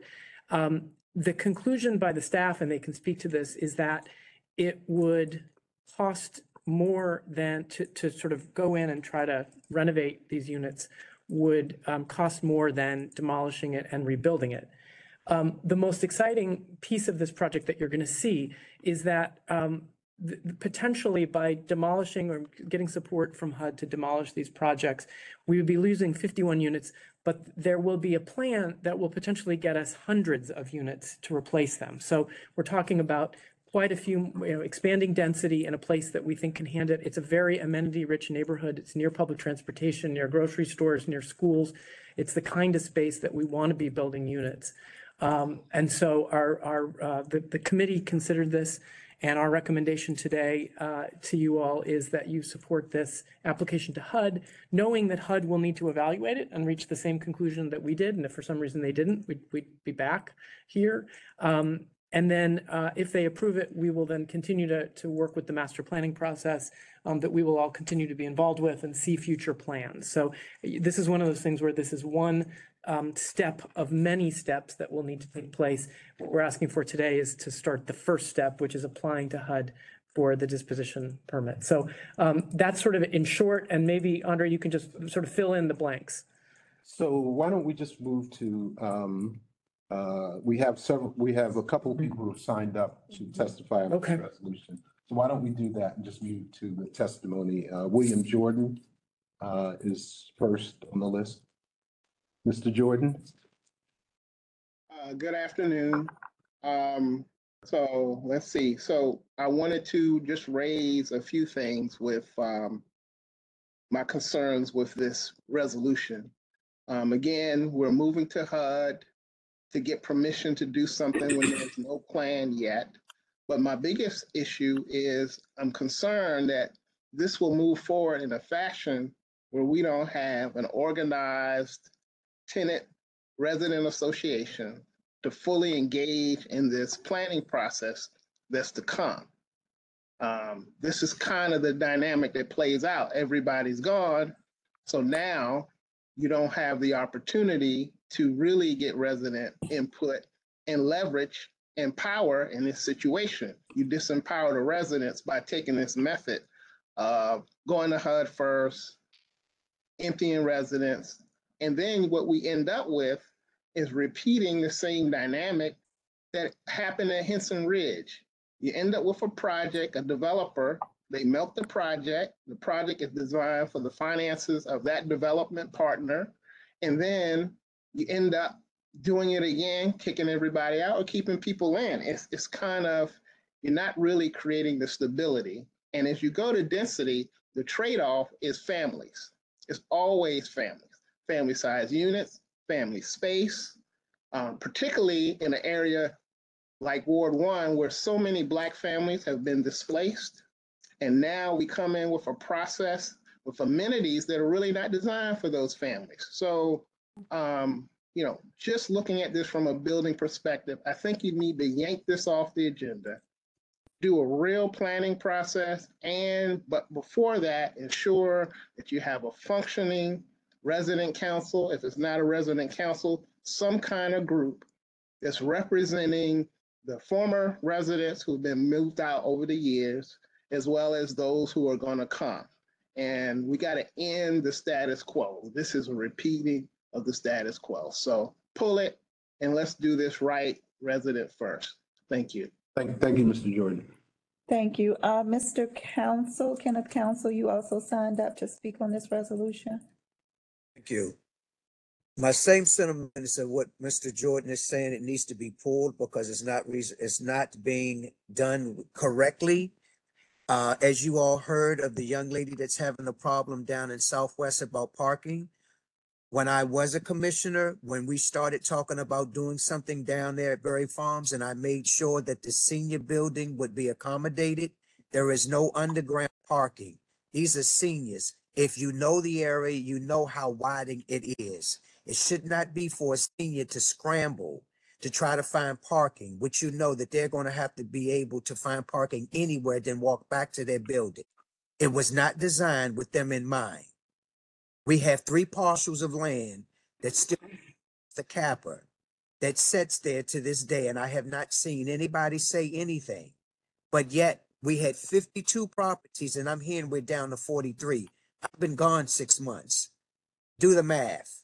From 53 down to 43, I haven't heard any land come before you all at the table. Where's all the sites being sold and given to? Yet again, no paperwork for the sale of 1133 yet. Why not? Thank you. Thank you, Mr. Council.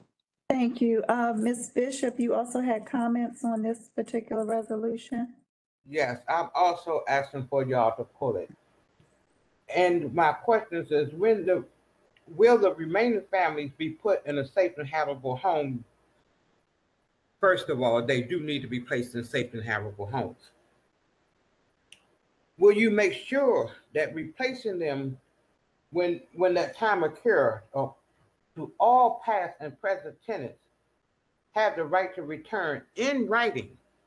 That's something that y'all keep failing to do also. That's bringing in more homeless, because a young adult, a 15 or 16-year-old might be a grown adult, but y'all want to say the head of household has a right to return. What about that young adult has a right to return to a home or a place before developers get to take over the land that public housing shouldn't have never sold?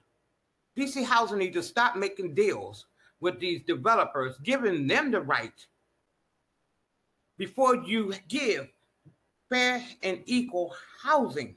That's what y'all are supposed to represent, not developers.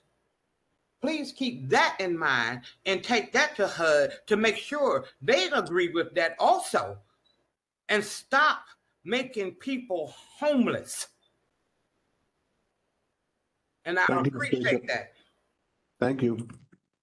Thank you. Next is Lori Leibowitz. Ms. Leibowitz, you have comments on this resolution?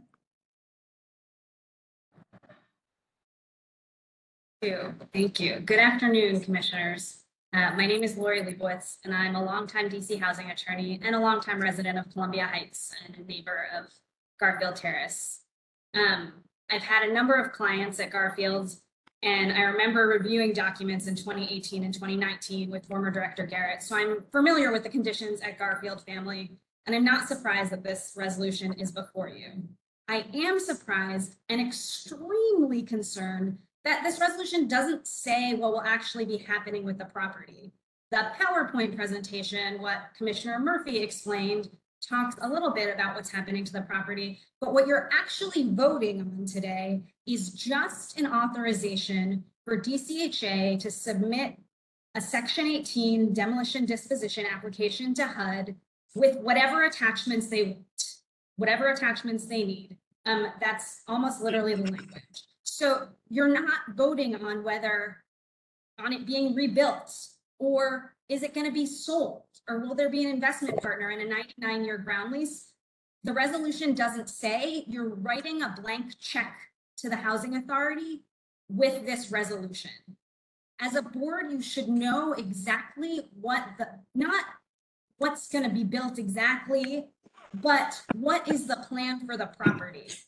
On a HUD application, a demo dispo application, 24 CFR 970.7, because yeah, I'm a lawyer, requires that the application to HUD describe, is it a demolition, a disposition, or both?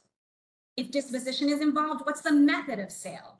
A general timetable for the proposed actions, and what's going to happen, a relocation plan for current residents. At least that level of information should be in this resolution that you're voting for. You as a board need to know and authorize a plan for this property, so you're not accidentally authorizing, or we just decided to sell this piece of a parcel at 11th and Florida Northwest. Or we're just knocking it down and nothing's ever going to get rebuilt. Because you're authorizing any of those possible outcomes with the language of this resolution.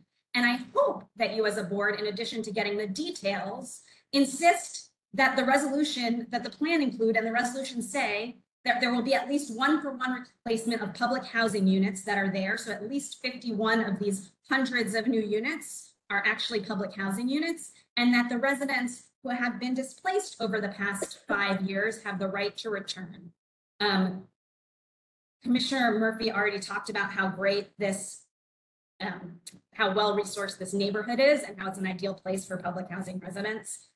Historically, almost every child at Garfield has attended Cardozo across the street for 6th through 12th grade and elementary school similarly close by. It's been a community.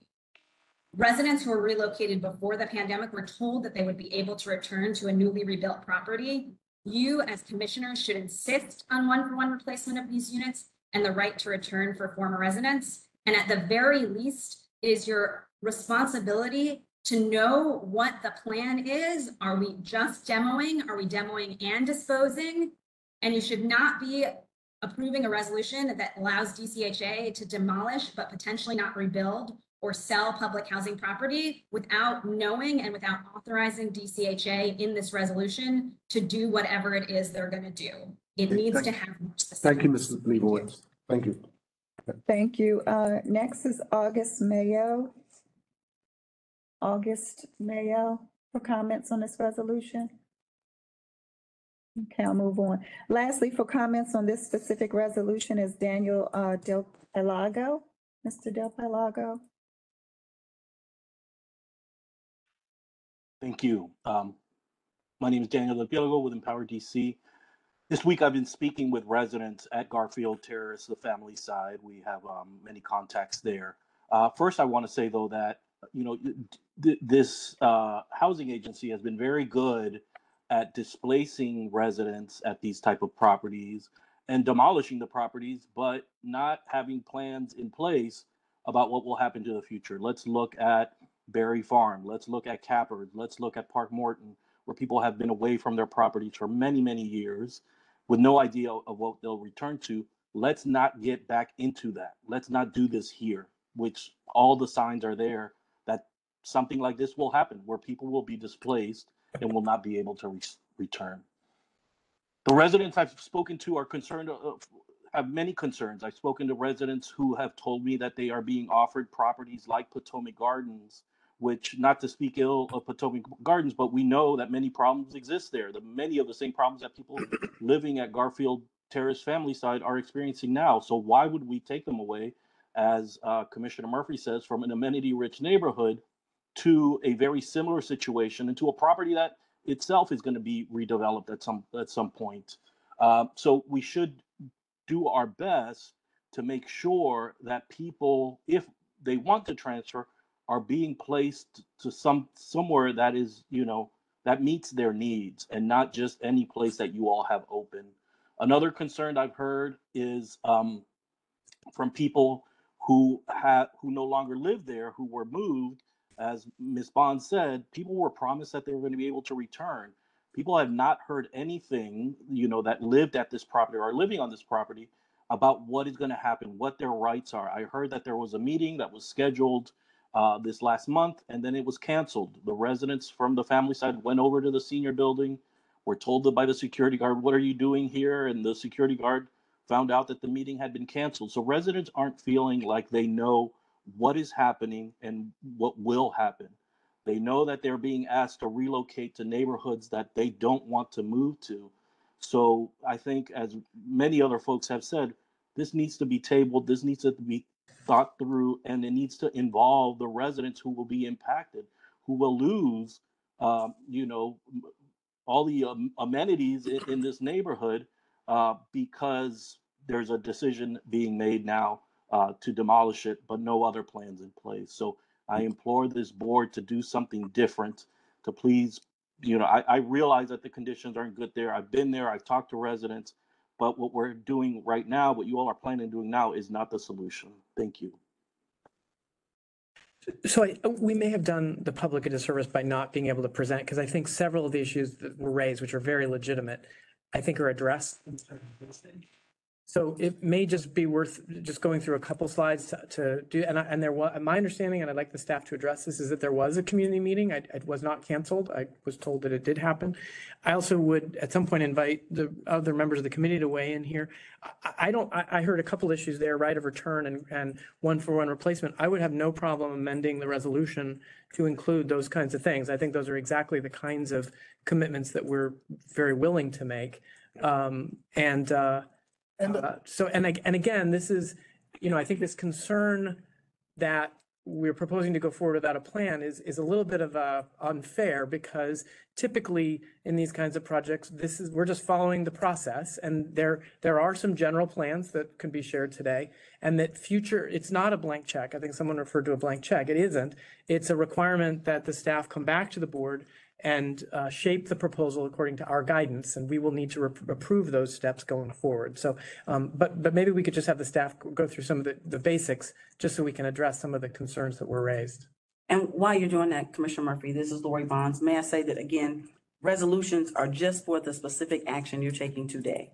So because right now we're only asking for the application for demolition and disposition to be sent to HUD, it does not include whatever future plans we will have, bless you, for the property. So that's why it does not include anything as far as any one-for-one, I understand, but Lori, but I also think let me just ask you, I don't think that we're precluded from not including, saying that these are things we are giving staff that we would like to see going forward as the planning process proceeds. There's nothing precludes us from doing that. Not at all, but you're talking about what you may see going forward. Yes. This resolution is a request, Agreed. right? So it's, you are authorizing something to happen as opposed to goals that you want to be able to have in something. And I'm just future. And we just want to make sure we're separating what exactly you're approving now, because again, this process does take 12 to 18 months. Yeah, at least. For us to be able to hear back, at least. And all I'm saying is, if the public wants some confirmation of where our heads are, I don't have any problem sharing that, because I think we're very aligned with some of the feedback we heard today. Agreed.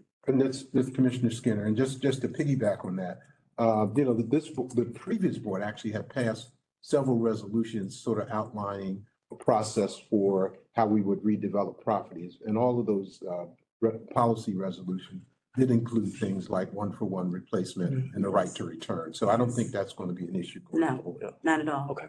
And I'll just add that those types of things do come up even in our discussions and our meetings when we're talking about it. So we know that those things are things that are in the plan. So I think to have those things in the resolution are fair. So, Andre or whoever staff person, would you, I'm sorry, Commissioner Burbridge, you had a question? Yeah, because I've been following this. When did you have this meeting? This alleged meeting supposed to happen the 29th, that Monday. I was there. I go to the meetings. Every time you tell me there's a meeting that's concerning residents, were you guys there? I'm a little confused with that piece right there. So I did not see anyone there. My concern are the 8, and it's 8, not 9 residents that do not have any type of leadership there. And I think what they are saying is that we understand the process, but we are a reform board, right? What happened before apparently didn't work. That's why we are all here now to do something different. It's the way you're going into these properties, taking people forever homes. All of those 51 residents that have been out, is it in black and white? And I don't want you to quote and tell me what HUD said, because it's apparent we don't do what HUD say. Are all of those 51 residents that have been displaced guaranteed a right to return, or based on the type of transfer they receive, they cannot return? Let's just work on what we need to work on. So again, I was there on the 29th in the heat, and I did not see a DCHA person. Maybe I was in the wrong place at that time, but that's what I noticed myself. And as being the chair of the citywide, I interact, I engage, and I hear from the residents. We're talking about this, you've been talking about it. Let me finish this. Since 2018, tell me why you still got 8 residents living in units that have been deemed unsafe, and that is not your number one priority. Just some food for thought. Hey, Andre? You want to talk about what plan in the meeting? First of all, was there a meeting on the 29th or some other time? The meeting was actually the 28th. Notification was sent to all the residents currently at Garfield Senior and Garfield Family. You are correct. There are 8 families that are still remaining on the property in the Garfield family site. They have been offered at least 3 public housing units. And most of those families have either said they did not like the offers that they've been received to date. Our property management staff will continue to work with them to locate them to other public housing units to give them more offers. And we can move through the presentation if that's something that the board wants us to do quickly. You need a family? Just very quickly, an outline of the proposed plan. Sure. I'm sorry, Commissioner Jones. Yes, I just wanted him to confirm who actually attended the meeting. On the Were there, 28th. yeah, on the 28th. Were there residents? Yes, we have a sign-in list of the residents that were in attendance. Okay. Do you know off the top of your head, do you remember how many? It was somewhere between 10 to 15 residents. Including the senior property leader as well. Thank you. All right. Next slide. We'll quickly move through this. Again, this resolution is just going to authorize us to submit an application to HUD for their approval.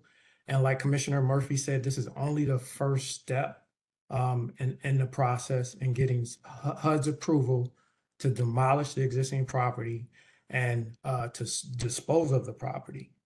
And as far as disposal, well, we currently do not have anybody to dispose of it to. So HUD would require us, once we're in the position to redevelop the property and dispose of it to an entity for redevelopment, to name who that entity will be. So this first stage will only give us approval for demolition. Next slide.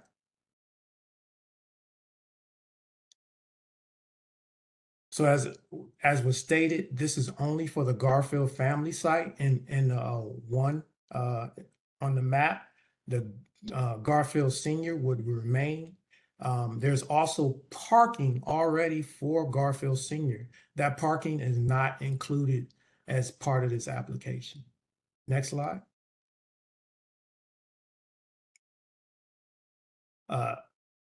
We'll keep moving through these slides, but we actually went through a process where we decided that it was in our best case to redevelop this property. As Commissioner Murphy stated earlier, that the cost to renovate the property is higher than to actually rebuild it.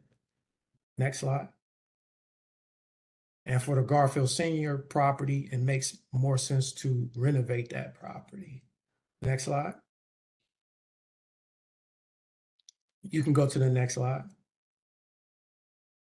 The overall, we've started with some initial master planning. We've hired an architect to give us some best case scenarios on how the property could be redeveloped. They developed 3 schemes.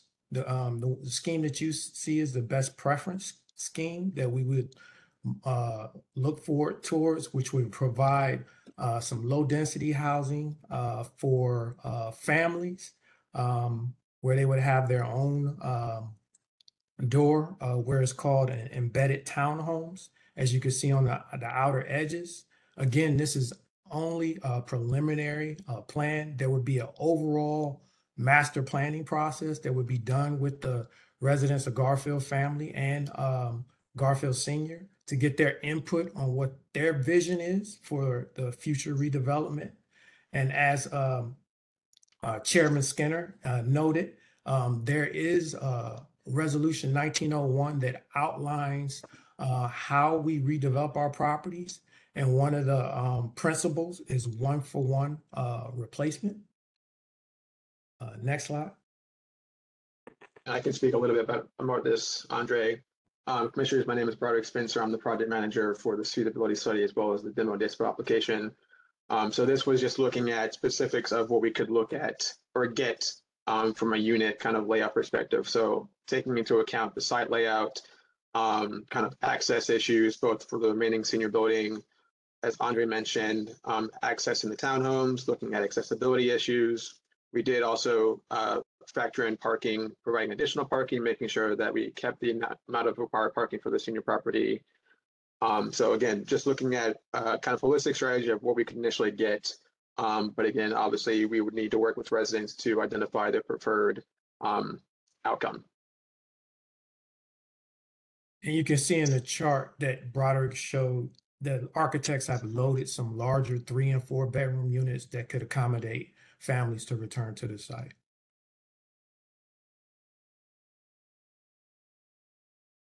And we can stop there and take questions. Okay, so we've had a lot of discussion, and I think we need to move on. Again, what we're proposing today is given the staff permission to submit an application to HUD for demolition and also possibly disposition. And remember, I know there's always talk about the housing authority giving up land to developers, but the disposition, in this case, any disposition could be to a subsidiary or entity of the housing authority. So we have to include the disposition as part of the HUD process. But again, it doesn't have to go to a developer. We can dispose of the property to an entity of the housing authority. So I would propose that we move forward with the resolution as presented. So I'll ask for a motion to approve. Motion. And second, Second. any further discussion? So let's have a roll call vote on the resolution 2335. Thank you. Commissioner Silla? Yes. Thank you. Commissioner Dickerson? Yes. Thank you. Commissioner Murphy? Yes. Thank you. Commissioner Jones? Yes. Thank you. Commissioner Harris? Yes. Thank you. Commissioner Lee? Yes. Thank you. Commissioner Reed? Yes. Thank you. And Chairman Skinner? Yes.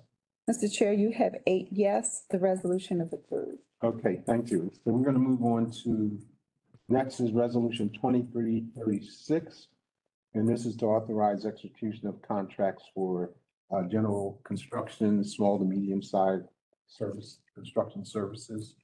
And this resolution was discussed in the Operations Committee meeting last week. That's right. I don't know if Chair Jones, do you want to say anything about it or have the staff talk a little bit about what we're proposing here? Is Kimberly Allen on? Yeah, she's on. The committee met last Friday to go over this resolution, and we didn't have any issues with the resolution as presented here today. I don't know if Kimberly wants to add anything to it, but it's just basically having 5 vendors available for a multiple BPA, the selection to do small to medium construction at different sites. That's correct. The resolution is pretty straightforward. So I don't really have anything additional to add to what is stated in the resolution. Okay. Okay, so that's good. So we had two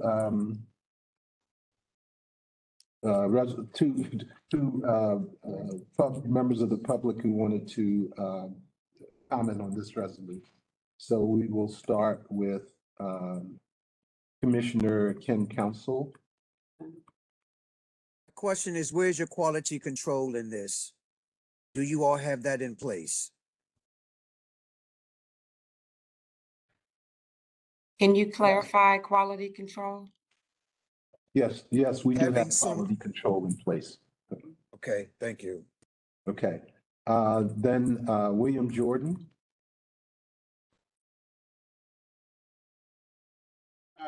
Can I give both because I'm also going to speak on the next resolution. Can I do both since I have to run to a meeting? Yes. Okay, so on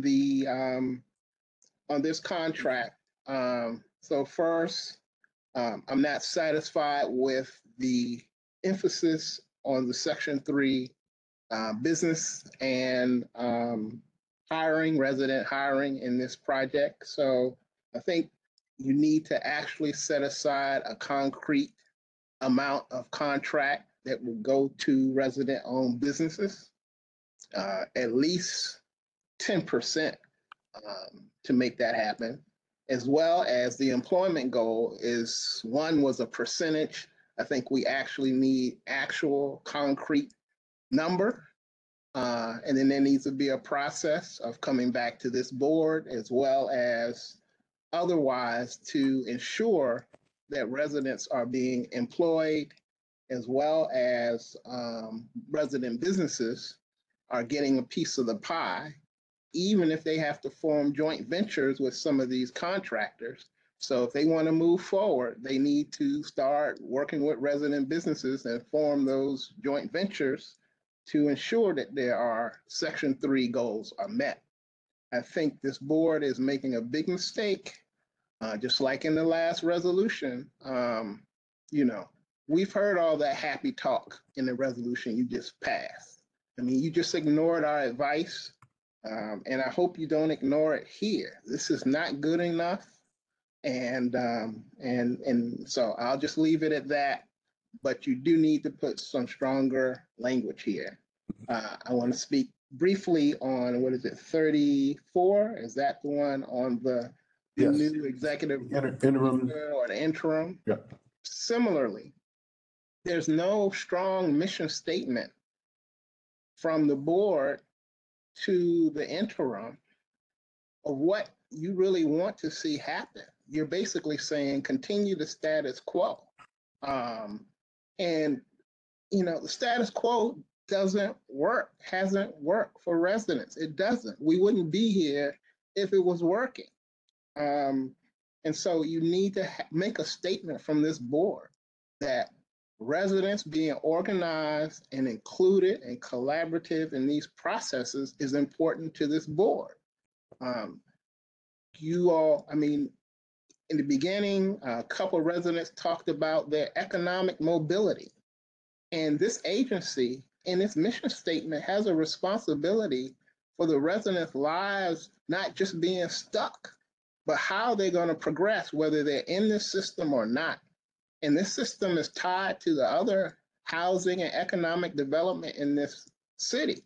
You can't keep copping out and saying, you know, that it all works, and it doesn't, because it's out of your responsibility. It's your responsibility to collaborate. It's in your strategic plan, your statements, and all of these kind of things. So this resolution isn't good enough in terms of directing the interim. We're just going to get lame duck status quo for another 2 years or 6 months, and the residents can't afford it.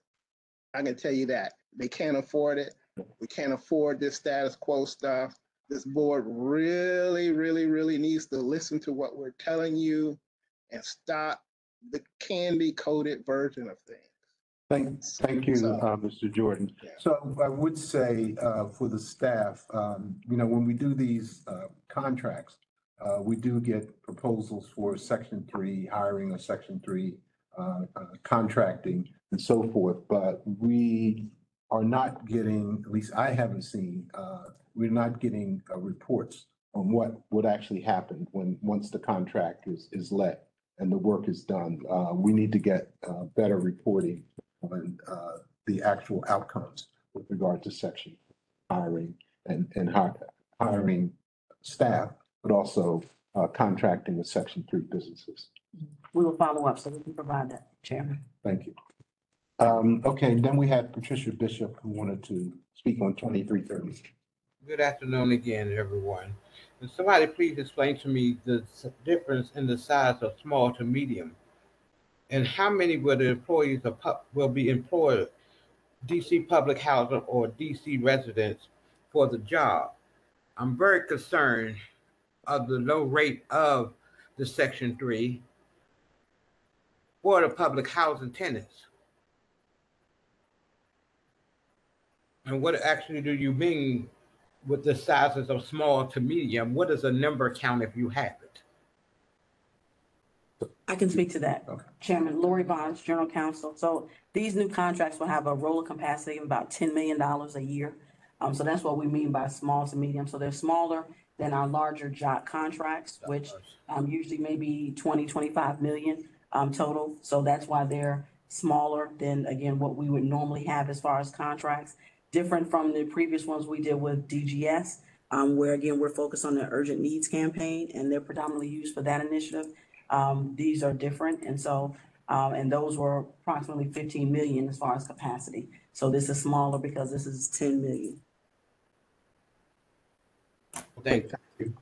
And the question about what residents or DC, can it be a priority to this?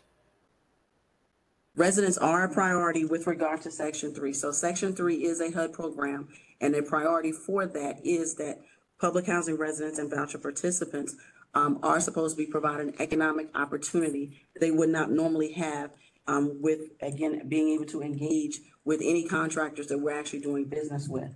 So each of the firms has to provide an actual Section 3 plan with regard to that. But again, because this is construction, and it's on a task order basis, they can't say exactly what work they're doing and how many hours until they actually get the task. So that way, that's why now, as part of the contract, they're giving a general overall where they're saying they're proposing to hire 30% of new hires. They won't know how many new hires because they don't know which work yet.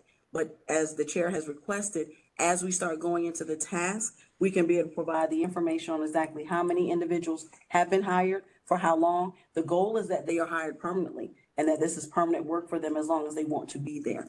But it's up to, again, clearly the resident to be able to want to be able to continue if that's what they want to do, or use that to build and move on to another entity or another agency or organization to do the same type of work. But there are other opportunities, but hiring is always our number one and our most push one that we want to be able to make sure that people get the opportunity to hire. But it's also being able to provide training, workforce skills, being able to do self-sufficiency programming. So there are other things that we can be able to do that we also ask contractors to provide in addition to hiring. When this information is released to the board, can it also be released to the citywide advisory board? Yes, absolutely. I Yes. appreciate that. Okay.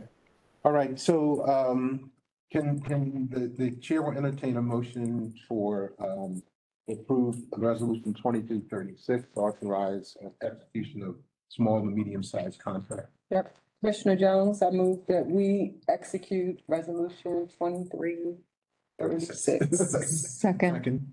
Commissioner Silla, Commissioner second. Silla. Any further discussion? Then we'll take a roll call vote. Thank you. Commissioner Harris? Yeah. Yes. Thank you. Commissioner Jones? Yes. Thank you. Commissioner Lee? Yes. Thank you. Commissioner Murphy? Yes. Thank you. Commissioner Dickerson? Yes. Thank you. Commissioner Reed?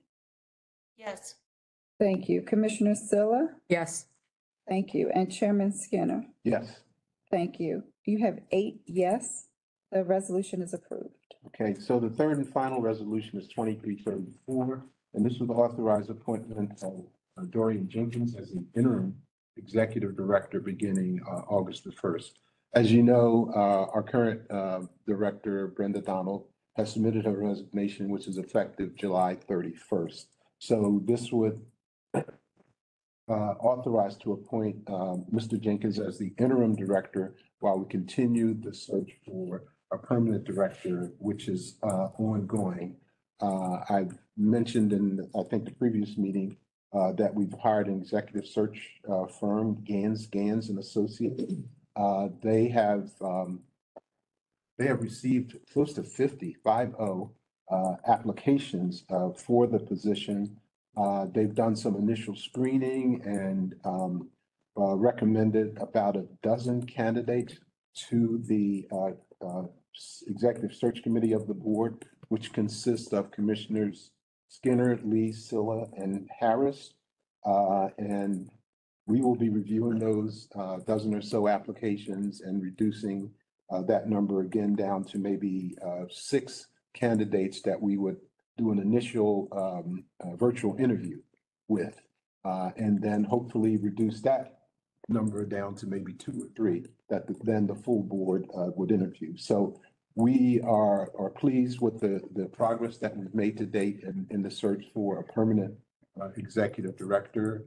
We hope to have that process completed, at least the interview process completed by sometime, I'd say mid-August, mid to late August, and be able to at least make a recommendation for the director by the beginning of September. And depending on who that is and what their situation is, they may need to give notice, 30-day, 60-day notice to their current employer. So we're talking probably October or November before they're able to name a permanent director. In the meantime, we went through an abbreviated process to select Mr. Jenkins as the interim director, and I'm going to ask Commissioner Lee, to talk very briefly about that process and some information about Mr. Jenkins. Commissioner Lee. So we convened an ad hoc committee that consisted of Commissioners Dickinson, Reed, Murphy, and myself.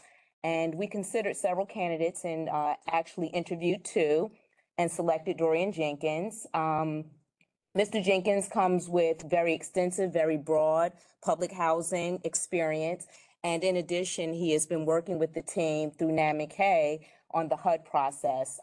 So we felt like Mr. Jenkins was the best person to step in and fulfill the interim role. And I think, are we going to?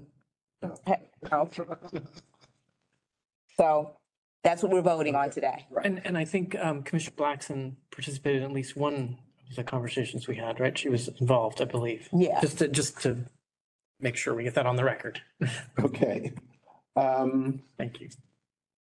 Okay, so we also had public members who wanted to speak on the resolution. Mr. Jordan said he had already gave his comments. Mr. Counsel, are you still there? Yes, I'm here to bring the gentleman in to say yes or no. But what I do know, when you go and you look at his LinkedIn, he was a part of the mayor's party that she literally let the ED use to finish what she was doing. So, I mean, to select him like it was hard to pick, it wasn't. It was just an easy done deal slide in. My prayer is that you all would really pick the right person to come in next time that's not going to play games and take money and can't show receipts or come in with extensive education, knowing what they're doing when they really don't know. It's just a sitting duck or keeping the seat warm to continue the backroom stuff.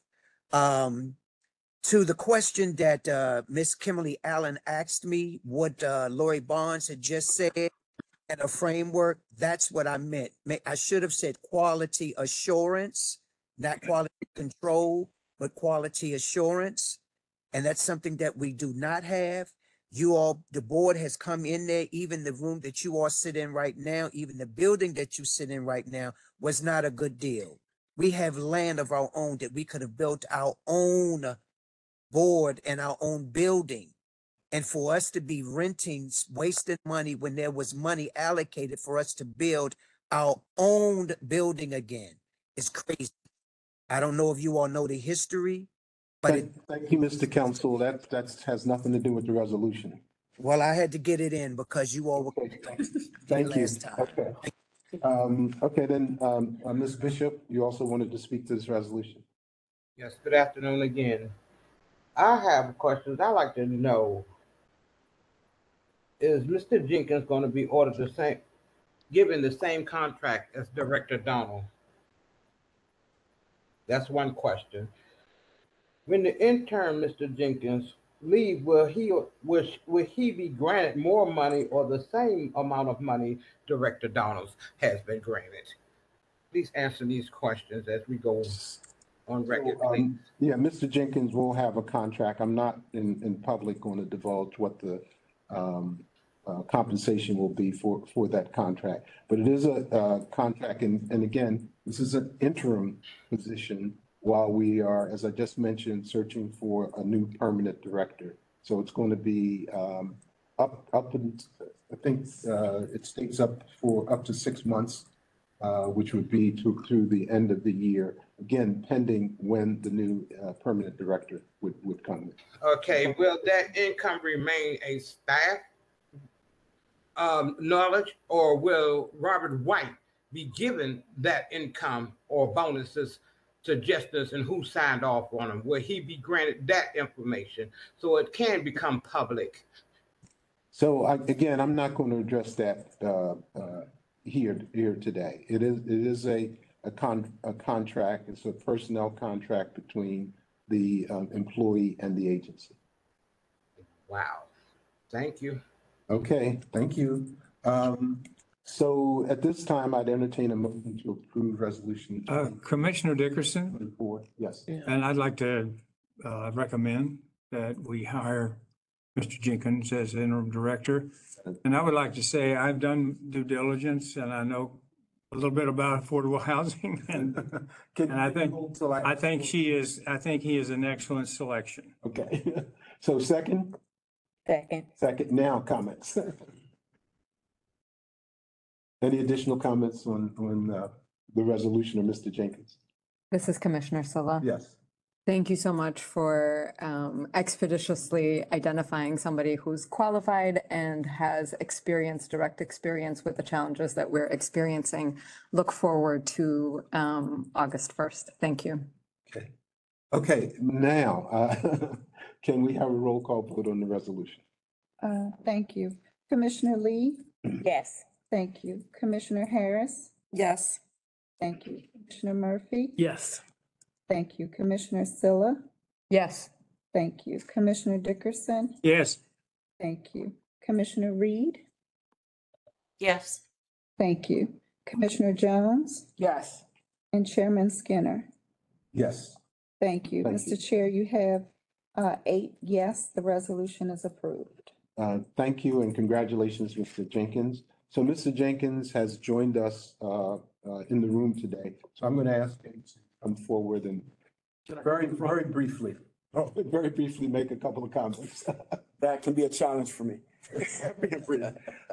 Good afternoon, and thank you, commissioners. I really appreciate the opportunity and the trust that you put into me to, on an interim basis, continue what the staff has started, Ms. Donald has started, in transitioning the agency. I understand there's a lot of work to do. We have some priorities that you guys have conveyed to me that I'm going to, as soon as August 1st starts, I'm going to roll my sleeves up and start working on them. Jenna and I were talking over there. I wanted to jump in so many times when you guys are asking questions because I'm just really excited to get started and help this agency move forward. So to the residents on the screen and the community advocates or former council members, former board members, I have never been a lame duck, warm the seat type of guy.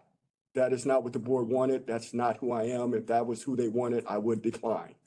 So we're here. We're going to make things happen. We're going to work hard every day while I'm in this interim position until a permanent person takes over. That is my promise to you. I'll be extremely transparent now and going forward with the board, with the staff, and with the community.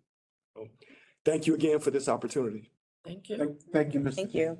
Okay, the last item on the agenda, we do have some other, Will you do we want to go around and just acknowledge Executive Director? we haven't finished. Okay. Okay, I'm going to do that. Okay, we have a couple other people who have signed up for general public testimony, and I wanted to go through those first. Okay, thank you. Mr. Del Pelago, again, you had some general comments. Are you still with us? Okay, I'll continue. Anita. Sorry, I'm here. I was having Okay, trouble sure, unmuting. go ahead. You have 3 minutes for your general comment. Thank you. I'll be brief. Given the discussion of the approval of now yet another development that we won't hold our breaths to ever get finished, I'd like to ask this board and the staff to please provide us, the public, with an update on all of your development activities. We keep hearing more getting added, but we still see many are stalled, where nothing is really happening, where people are still waiting to get back. As many issues as we had with Director Garrett, he did give us an update. At least he gave us a plan of what he wanted to do, and then COVID hit, and that all kind of fizzled.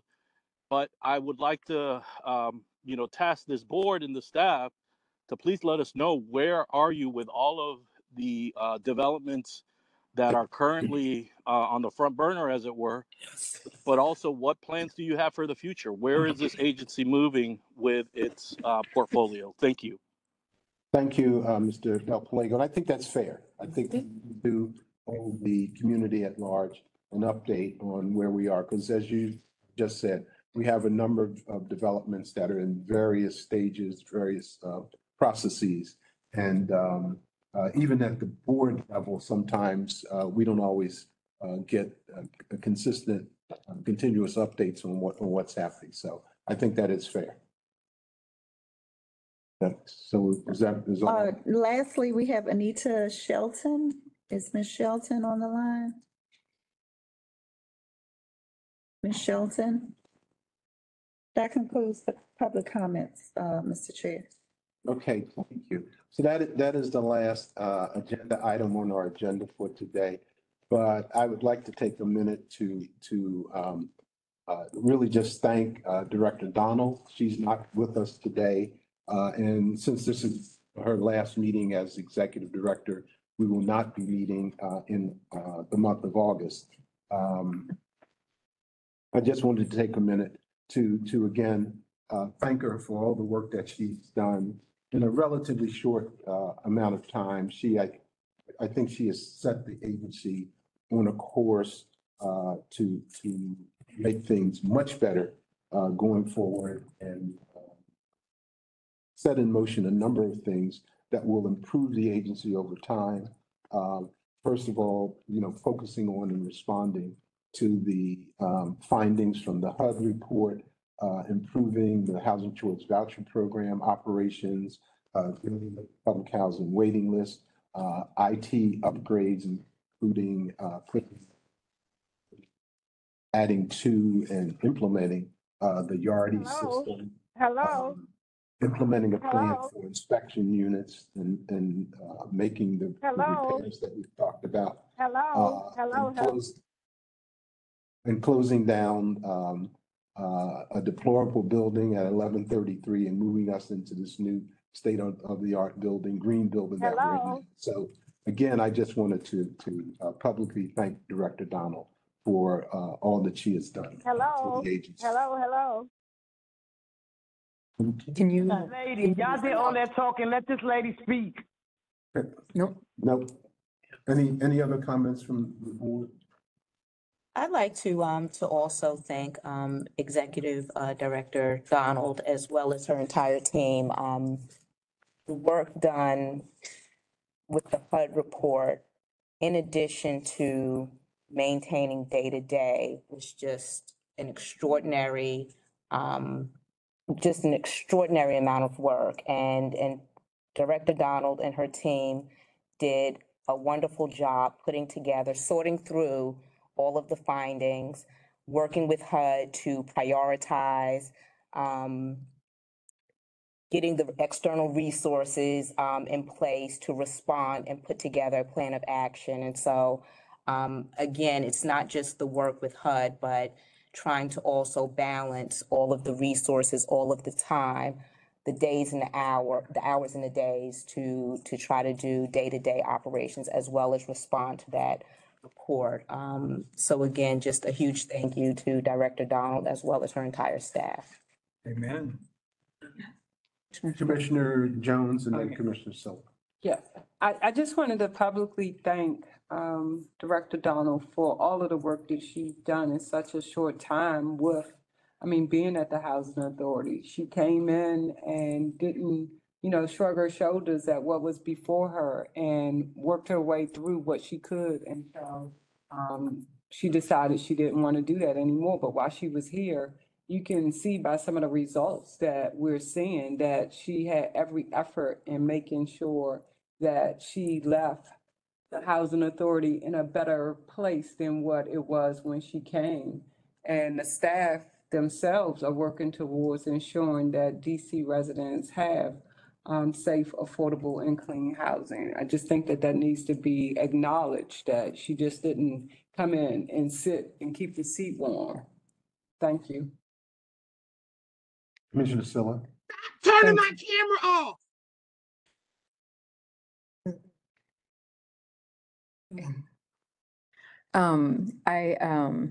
Director Donald has extensive history as a public servant, starting with, or at least when I first met her as director of CFSA, then serving as deputy mayor for Health and Human Services. The fact that she took on something like the DC Housing Authority when it was time to retire is incredible. The energy and dedication with which she served the Housing Authority is exemplary. This is someone that I look up to, and it is a pleasure to have served on her board and to intersect with her in this way. Thank you. Commissioner Murphy, I just certainly want to echo what everyone else said. I came to know Director Donald as CFSA director, recruited her into the Gray administration back from her work with Annie Casey, and she had a reputation as a turnaround artist. She had a reputation for somebody who fearlessly ran at problems and solved them and didn't try to run away or sweep things under the rug, which I think sometimes is how agencies get in trouble when people don't acknowledge issues. She is an incredible attractor of talent, as evident by the amazing staff and team that she's assembled here. And all of her reputation as a turnaround artist was really put to a challenge here at DCHA. And I agree. I am so impressed with how much progress she's made in such a little time. I am saddened that we couldn't keep her till the end of her contract, but I respect her decision to want to step out a little bit early. But my admiration for her is as strong as it ever was, and my appreciation for her is as strong as it ever was. So, Commissioner Reed, you had some comments? Thank you. I just also wanted to publicly thank Director Donald for all of the work that she has done at the Housing Authority and the whole staff. I've also known Brenda for quite some time since I joined the Bowser administration back in 2015 and really had the pleasure of working with her. I too look up to her, as Commissioner Silla said, and really value her leadership. I think that while so much of the attention that that her tenure got was on the HUD report, there's so many things that she and the team put in place that are going to have lasting positive impacts on the agency. I think of the urgent needs campaign and the real work to do the uptick in occupancy and not let units just sit vacant while we wait for plans that we don't know will come, I think is a tremendous change. And so I just want to commend her, wish her well in whatever she chooses to do next. And I'm really grateful I got to work with her while she was here. Thank you. Commissioner Burbridge? Exactly. People will forget what you said, they'll forget what you did, but they'll never forget how you made them feel. So I want to thank Director Donald for a lot of great things that she did do with the citywide. She was always available by the phone. We agreed a long time ago to disagree, but make the residents our first priority.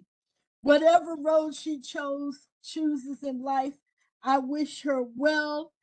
And I like the feeling that she made me feel empowered. She made me feel there was nothing that I could not do.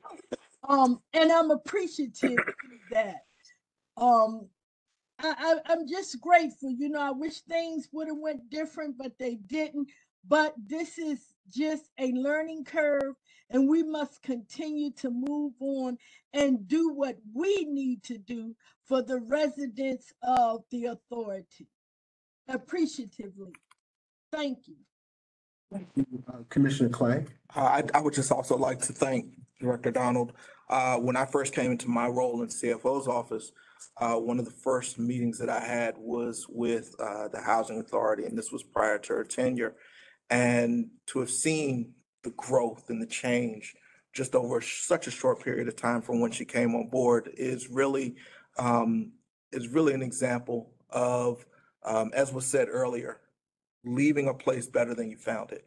And I think that if we all kind of live our lives with the intent on trying to leave somewhere better than we found it, as she has, I think that we can make a lot of change. So thank you, Director Donald. I'm Commissioner Dickerson, and I came most recently, and I didn't know her from agencies working together, different agencies in the city, which many of you do and have. But what I experienced of her was just, she was one of the best and she did a great job here. And I hated that she was treated poorly in certain instances because I didn't think she deserved that. But on the other hand, that's part of its job and it comes with the territory. And she stuck in there. And she's a very principled person and a very gifted person. And I'm very grateful to have had this few short months with her. So my congratulations and best wishes and prayers for her. And I guess I think I'm last. I'd like to clean up. May I interrupt? No, it's okay. It's okay. I'd like to not only thank Director Donald for the sacrifices and the work she put in place for our residents here under the DC Housing Authority, but I'd like to personally also thank her for me. I'm a super newbie to the politics of this and things like this. And as most of you know, I'm a product of the Housing Authority. And she has been very resourceful for me, open for me, and pointing me in the right direction so that I can do my due diligence to help further residents for things that they're looking to get done when it comes to anything property related or even personal related. So she's definitely going to be missed for me and she's going to be missed for our residents, but I'm sure that we're in a place where we're going to find someone to pick up the baton and move forward. So waiting for that as well. Amen. Okay, thank you all for those comments. So one thing I neglected to mention when I was talking about the search for a new executive director, we have set up an email address where the public can email in any concerns, questions you would like to ask the new executive director, or comments, things. What would you like to see in a new executive director? You can email those comments, questions to edsearchfeedback@dchousing.org.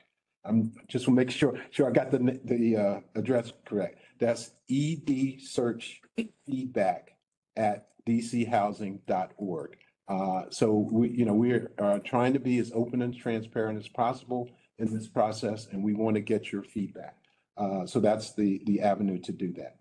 With that, the next board meeting, as I mentioned, we will not have a meeting in August. So the next Board of Commissioners meeting will be held on Wednesday, September 13th, 2023, at 1 p.m.